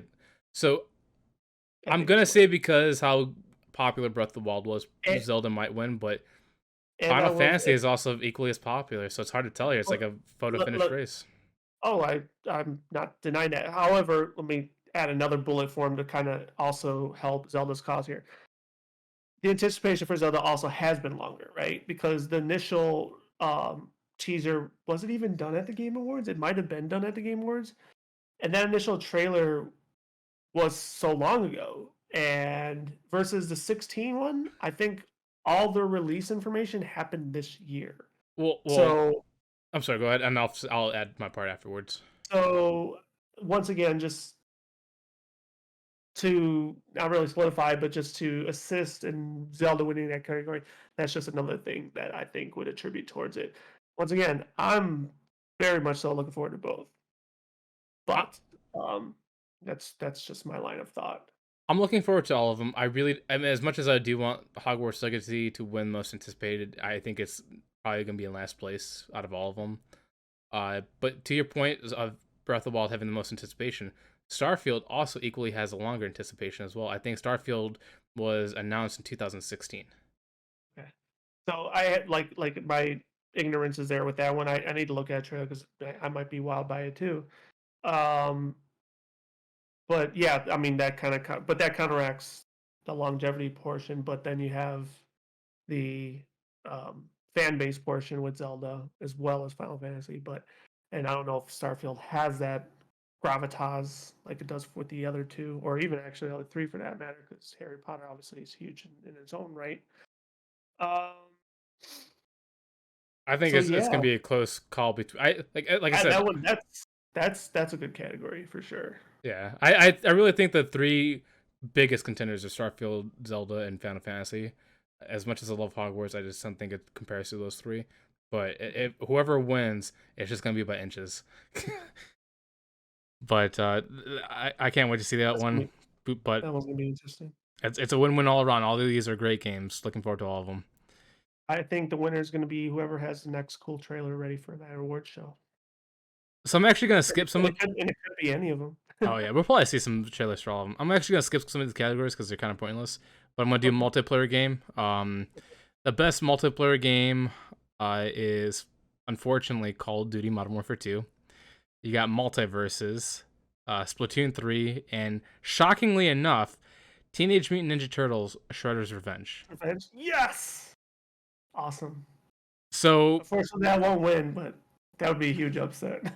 most likely Call of Duty Modern Warfare 2 will win because it's so popular. Yeah. I don't Yeah. want it to win because I don't like Call of Duty. I think their multiplayer has definitely gone downhill over the years. Mm-hmm. I would love to see any of the three win, Multiverse, Splatoon 3, and Teenage Mutant Ninja Turtles Shredder's Revenge, because I think, they did a lot of work to get to that place. I do want to buy it. Shredder's Revenge? Yeah, dude. It's just such a fucking Isn't homage. isn't And that an 8-player it looks co-op? so much better. No, I think it's only still four, but you have more than four characters to choose from. Because I know you have obviously the four, Leo, Donnie, Michael, and Leonardo. And then I think you got Splinter, April, Casey. Casey, April, Splinter, um, oh man, there's a couple other people as well. I don't know the name of. Yeah, but yeah, I actually I do want to play that. I do want to play that. So yeah, That would be a fun co-op one to do. if it's on sale, I'll probably go for it. If not, then I'll wait. But that's a game I want to play. Yeah, So I think we're all in agree. I think we're both in agreement that unfortunately, Modern Warfare 2 will probably win. yeah, it would be huge shocker if any of the other games were to take it. Out But of the the fact other, that go ahead. Turtles gets just a seat at the table is pretty awesome. Sorry, I just got a text message. I would. I mean, let's put our personal opinion here. So you're saying that you would love to see TMNT Shredder's Revenge take this, right? I know they're not going to, but it would be so funny if they did. I know, but like personal opinion, like who would you like to see? I mean, that's just a personal opinion because I enjoyed the IP of it. What were you? Splatoon 3 Oh, and Splatoon. Multiverses. I mean, I know Splatoon's very popular in its own right. So that definitely is like um, what's it called? I can't think anymore. Can't think of the term. But anyways, that wouldn't be too far fetched to be a Shockers Splatoon, and then the other one, Multiverses, it's the it's like the the DC superhero one, Superman, right? yeah. Yeah, yeah. But there's also Uh, cartoon characters in was- like Shaggy and all that stuff. Courage the Cowardly oh, Dog. okay, that one. All Warner Brother characters. Yeah, and that one was popular too. Personally, obviously, Modern Warfare 2 would win, but all three were good. I think I personally would want to see Splatoon 3 win because I've been watching Splatoon since its original thing, and I think because they had such an uphill battle to establish themselves as a main title Nintendo game, and plus Mhm. also their um, online feature, they've also had to do a lot of individual work on themselves because Nintendo Online sucks, and somehow because they put a lot of work on their end, their multiplayer is actually probably the best multiplayer you'll find on Nintendo, and maybe even on most consoles.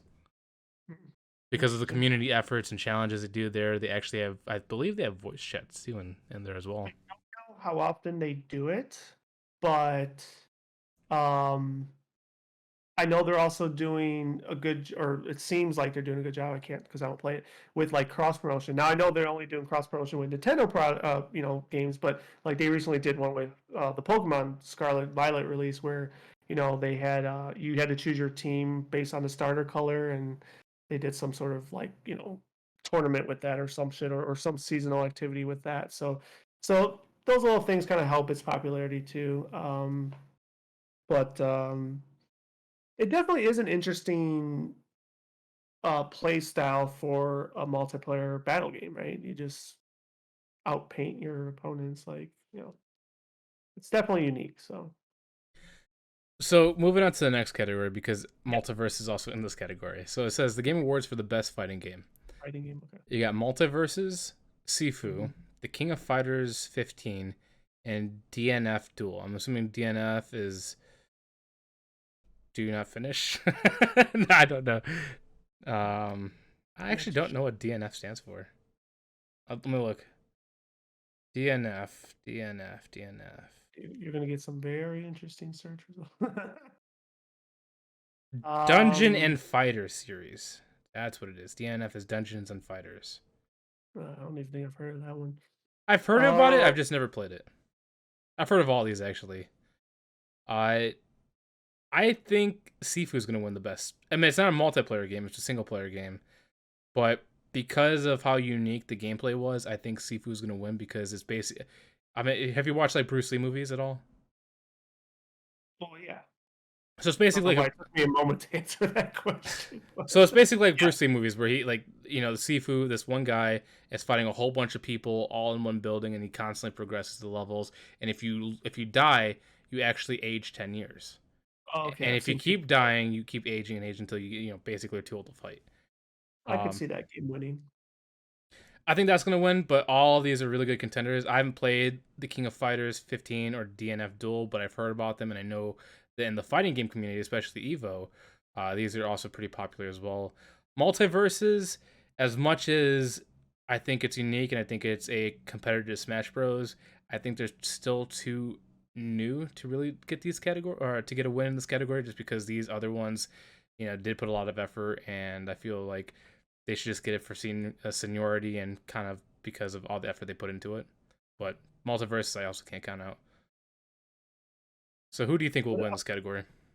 The one you proposed, since you explained it, I'm like, oh yeah, I have seen people play a game. It is a unique approach, and it's very popular, so I could see that winning. I don't know if it would have qualified, but whether you took something else out.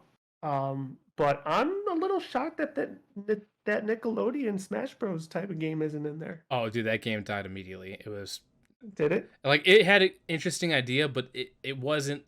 It didn't anything near like Multiverse did. It's basically a copy of Smash Bros. But It lesser. was a carbon copy for sure. I mean, there was no Um, regret. But I thought, I mean, I didn't follow it, but I I thought it had some sort of like popularity or it, following it, on it it. had a huge hype leading up to it because the characters are going to be in it. Unfortunately, it didn't deliver afterwards, and I think Gotcha. that was the problem.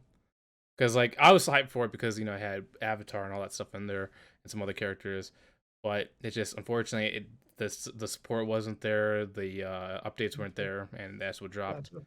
Mm. But this, That's one thing that Smash did have, yeah, thankfully, was that team. And if something was getting, something wasn't balanced, they made sure to fucking balance it pretty quickly. and that's another thing that Multiverse did. Like even though Multiverse is considered a copy or clone of Smash Bros, they did add different like air mechanics to combat. Some people might dislike it, depending if you're a Smash Bros fan, but some people do like it because they think it adds a little bit more skill, but that's debatable on the person. And also, the character support and updates is also top tier as well. Some people say it's even better than Smash Bros. Mhm. But this next category. So you saying Sifu's gonna win? Is that what you're saying for that one? Yeah, I would agree with that assessment. Yeah. Okay, this next category, I'm pretty sure you're gonna like a lot. The Game Awards for Best Role Playing Game. The nominees are Xenoblade Chronicles 3, Triangle Strategy, Live Alive or Live a Live or however you want to say it, Live Alive, Live Live, and then Pokemon Legends Arceus. Mm. I Mm. haven't played, and well, I played Pokemon Legends of Arceus. I'm gonna say that because that's the only one I played halfway through. I liked it, thought it was good, but also every nominee on here are also big hitters. And I know Xenoblade Chronicles 3 might most likely win because it's also in the nomination for Yeah. Game of the Year. Yeah, I was gonna say that one's probably gonna win, even though I've never played it. But I will admit from afar it looks very beautiful. I just don't think uh, you know, Triangle Strategy has that following for that, the popularity for it. Live a Live, same thing. I think that's a special group of people that were anticipating it. Like I do want to hopefully play it one day. And I mean, Arceus is fantastic, but I something tells me, or I feel in my jellies that Xenoblade is going to take it. But I would probably put Arceus second, or possibly the one that maybe upsets it. And it's kind of weird to call it an upset, but like, yeah, No, I'll agree. Yeah, I'm just gonna say Xenoblade just because it's also in Game of the Year, but they're all just very popular and they're all very really good in their perspective in their own ways. I'm sorry, I'm looking at the categories because there's so many. I'm trying to make sure I get the ones that are more important. Um, because there's a lot for esports, and I don't want to do the esports one because none of us will have anything to do. But I'm gonna go with the ones that will probably impact us more. So like this one is the Game Award for Best Narrative, which is A Plague Tale: Requiem, Immortality, Elden Ring, and Horizon Forbidden West. I still want Plague Tale: Requiem to win, but most likely Elden Ring will win. I mean, so I played neither, but like, why do I feel like Plague Tale would be better with the storytelling than Elden Ring? So the reason why I think, well, if we're gonna go for comprehension, Immortality is more like like the watching a movie game where you play through it and all that stuff. A Plague Tale Requiem, even though there's gameplay, it's also very linear, like the old school games. Elden Ring, even though it did have a good story, you had to find that story yourself. Yeah. It wasn't like it was told to you. So the reason why I'm gonna say A Plague Tale Requiem could win, even though it's not as popular as Elden Ring, is because you don't have to search for that story. It's already laid out for you. Yeah. But all of That's them are kind of good what my line of stories. thought was. Yeah, that's what my line of thought was. Like, even though I played neither, but like, it's there in thrown in front of you Hmm. to enjoy. So, and So Elden Ring, like, although I know obviously there's a story that exists, but I don't think it's like the dynamic of how it's told through the other games. So, yeah. yeah, this one's gonna. This one I actually have no idea where it's gonna go. I personally I mean, like I said, I would love to play Tale Requiem to win, but it's also entirely possible Elden Ring could take it because of how popular it No, was. no, it totally is possible. There's no end if buts about that. But yeah, I just feel like it should be the other way around. No, I agree. Immortality. I mean, I feel like Immortality should also give credit to because I've heard about it. I know it's on Game Pass. I haven't played it. It's on my list, but supposedly that's a really good game too, and it's been on a couple categories already. So it makes me kind of want to play it just because of how so far acclaimed it is by the fans. Next one is art direction. The Game Award for Best Art Direction, which is Elden Ring, man. It takes so many categories. But you got Stray, Elden Ring, Horizon Forbidden West, and Scorn. I would give it to Verizon. You're gonna give it to Horizon? Yeah, because it's more I it's more like fantasy esque. I mean, so is Stray, but like well, Elden Ring is Elden. definitely a fantasy. No, but like but to me like it's gonna be like people would want to slap me. Like I don't see anything groundbreaking with it. Elden Ring? Yeah, there's so many other games that mirror that, not mirror them or vice versa, but like they just have that similar dark environmental approach to it. Like versus Horizon was more like um more vibrant, and it probably still had all those elements depending on what part of the game you're in. Um and still very large fantasy dynamic. So Um I'm not gonna disagree with you. The vibrancy is key, but also if we're gonna have argument point here, yes, you're right. Elden Ring does hold, it's almost the same thing from software games. You're used to that. I think the reason why it gets a nomination for art direction is because all the bosses they make are very unique. You'll never see another boss. I mean, you'll probably see bosses that have some sort of similarity, but most of them are usually fine. unique and original.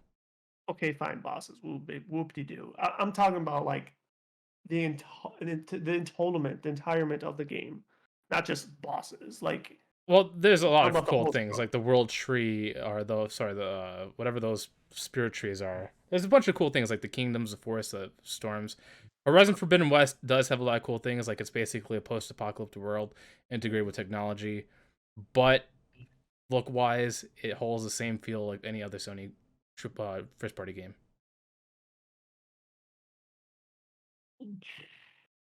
Look wise or cookie cutter gameplay wise, there's a difference. I would say both. Like So you're saying Horizon looks exactly like God of War? No, that's not true. I meant, but take away the technology aspect. The world, the vibrancy, and the way it interacts is a lot like God of War and a lot like Uncharted.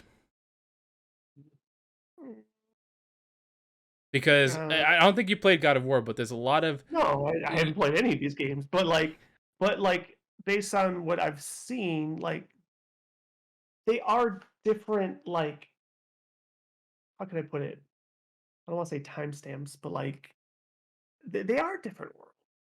Like I agree with you that they're cookie cutter games in the way they're played and their story arcs maybe or builds or whatever. But I'm just talking about we're talking about art here, right? Isn't that yes, the category? Yeah, yes, art. art. So it's like they are very very different artistically. I'm gonna say the only difference is they add technology into the mix. Everything else looks identical. Because like the worlds, I mean, as much as I'm not disagreeing, they're all beautiful, they're all amazing, but the world is still based around Earth setting, and the only difference is just the tech integrated. Think of like a comp or metaphor here, but I can't think of one right now. But it's almost to the it's almost to the extent of saying like Thor and Black Widow are the same. Like I don't know. Like I said, it's probably not a good one, but I'm trying to think of something good here. But like, all right, It, let's take away from that. I want to talk about Stray now. I think Stray is that was what I was trying to think about earlier. Dark Horse. I think Stray is also a dark horse here too because like even though there's a very simplistic art direction, it's still a very unique art direction because it's also future, dare you call it post-apocalyptic and just it also does have a unique approach to it too. Um, that's somewhat different. You could say it's a little cyberpunkish, but you know definitely has a little bit of unique approach to it. So what, I'm not gonna take away from any game because I think they all look amazing.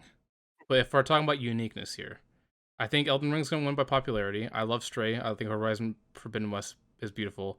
But I think what it should go to is Scorn because I'm not. That one I haven't seen, so that one I don't know anything about. So Scorn is a very dark game. It's very Oh, so it's it's like Elden Ring. no Elden. So you've seen Doom, right? Yeah. Think of Doom but abstract horror, Okay. and that's what it is. So Oh, like basically the Silent Hill. mm, closer to Doom but with Resident Evil mixed in, like with the like the creature looks and dysmorph bodies and all that stuff. But the reason why I say Scorn should probably win is because it is a very unique experience. The game, you can't hear me.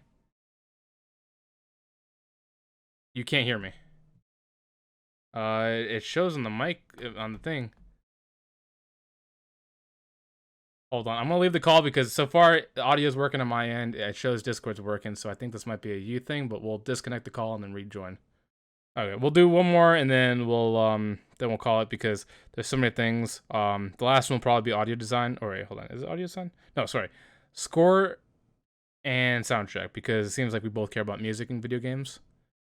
You know what? I was just thinking. I wonder. No, my Discord should be auto updating too, right? Maybe I need Maybe. to update fucking Discord. Maybe that's my whole problem.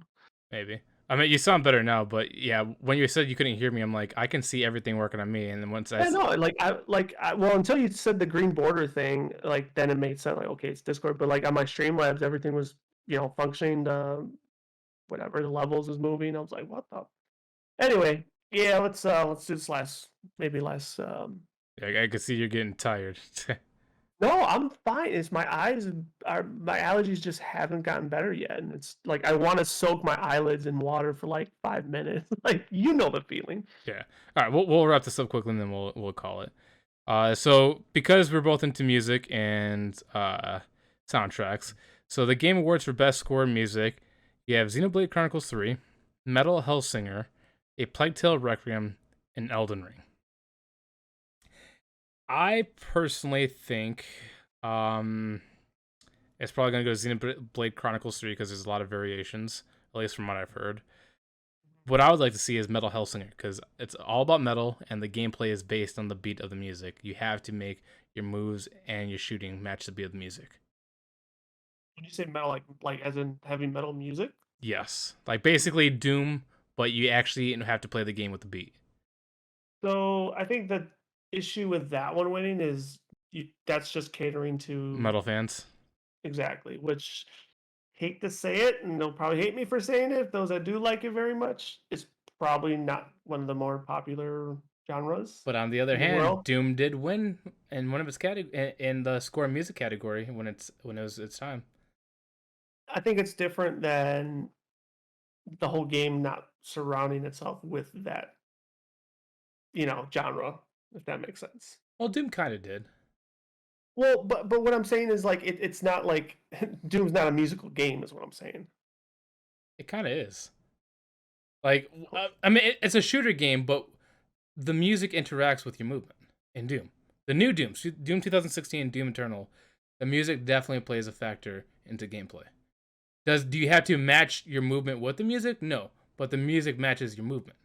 Obviously, Metal Hellsinger has the opposite, but the music Well, does play a big the factor. music or the sounds, because like Foleying sounds is a different thing than actual music So this or the score category per se. is score and music, Yeah, score. and Yeah.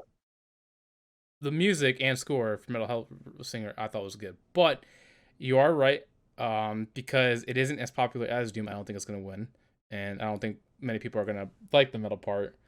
So I think Xenoblade will win only because of its variety and it plays more towards Zelda-like music. But I personally would like to see Metal Hellsinger win. Uh, I think even though I haven't heard the score for any of these games, but something tells me Xenoblade probably does have a score I would enjoy. um, and the other ones I just don't know. Like I've heard some things played from streams of Elden Ring, but To me, Elden Ring and A Plague Tale are more, how do you say, environmental ambient music than it is really with emotion. I mean, Plague Tale has the emotion, but like Xenoblade, almost like the music hypes up its moments. More orchestral. It's more of like an orchestral type score versus Elden Ring. Like I'm following you. Like yeah, it's more ambient. It's more um, jump scare-ish probably if it's needed, but that's not really part of the score. Score is just a background. So yeah, I mean I'm agreeing with your assessment on that. And then the other one, like I said, unfortunately, I just never even heard of. So can't Yeah, really man, never heard it. the category. So I'm actually looking at all the categories. I think we ran through all the big ones I think people care about. There's a lot of them for esports. I don't know who they are, best adaptation, whatever. Oh, I guess we can go for best adaptation. I totally forgot this is a thing. This is for like movies. Um, who do you think is gonna win? I think you're gonna say Sonic the Hedgehog too. So, the Game Awards for best adaptation of movie or games to movies. You got Sonic the Hedgehog 2, Uncharted, The Cuphead Show, and Cyberpunk Edge Runners. So I haven't seen the Sonic movies, but I would like to at some point. Oh, you haven't? I thought you did. I No, thought. Oh, no. interesting. Um, what was the second one? Oh, Uncharted. Uncharted. Didn't that kind of bomb? I think people were like really hyped for it, and then it didn't do well, So, or it wasn't received well, I should say. this is the thing: is that the people that like the Uncharted games did not like the movie, but people that Gotcha. never played the games did like the movie. Interesting. So I should watch the movie. Fun fact. Today I watched 3 episodes of Cuphead. That's actually Uh, pretty good. It's very it, it, humorous. it is. It's done well. It's 15 minutes an episode, so you could bash right through it. Um, and then the fourth one, don't. What was it again? I don't think I know Cyberpunk anything about Edge that. Runners. Oh yeah, no, don't know anything about that So one. I'll let you finish and then I'll go. Yeah, I'm just trying to pick. I'll just will say this because I'm biased because I watched say Cuphead and I really enjoyed it. I want to watch all 3 seasons now. There's 3 seasons. I thought there was only one season, but multiple Or episodes. Netflix shows 3. I have to look at that. Yeah, and maybe it's like just came out or something recently. Um, I feel like Uncharted is probably gonna take it just because it's a movie. See, I think Cyberpunk Edge Runners is going to take it because even people that never played. So this is the reason why. You've heard all the controversy about Cyberpunk, how it launched really Oh yeah, laggy and all yeah. that stuff. Mhm. But Cyberpunk Edge Runners, because it was released on Netflix and it's also an anime and all that stuff, and it was really popular. It was really well received. Because of how popular Cyberpunk Edge Runners was, it actually boosted the sales for Cyberpunk the game and made it profitable again. Hmm. And because the show was so good that it made the game better, and then also the game adds, because they both add to each other. Cyberpunk Edge Runners, I believe, takes place a year before the game. So story-wise, they both connect to each other. But because of the fact that the show legitimately boosted the sales of the game, I think that it's going to win because of how influential it was to just the series. Interesting. Yeah. I'll still stand by my statement. You're going to wait uh, by Uncharted winning or yeah, unfortunately I think it's gonna win. Like I said, I would like to see Cuphead do it because I did enjoy it. And I feel like it's well done. Like it's looks like the game obviously. I thought the voices were done well. Animation was done well. It was just overall good thing. But I don't think it has the reach as all the other ones, unfortunately, right? So a lot of people probably just don't really know about it. Um, so yeah, that's my 2 cents. all right, cool. So do you Yep. want to give the outro for this because you're the startup? Sure. This was episode 13 of the Automated Podcast. We thank you very, very, very much for listening and or watching if you're watching. Um, and you could check us out on all different streaming platforms. I'll probably need Josh's help here, but it'll be what is it called? The Apple whatever place is called. So you can find Spotify, YouTube. You can rewatch it on Twitch. Where else are we at, Josh? So if you go to Apple Podcasts or Spotify, you Yeah. can check us out at the Automated Podcast. YouTube, it's Joshua Cast. On Twitch, it's Joshua Cast or the Real Shiesty. Or you can follow us both on social media, like Twitter, which there'll be links in the description below to all of it, where you can see us posting clips and links And more. and more. But thank you for your time, and hopefully we see you for episode 14 and beyond. Yes, hopefully no more tech issues. And yeah, I don't think that's ever stuff. Alrighty. Well, that is us signing off. So love y'all and deuces.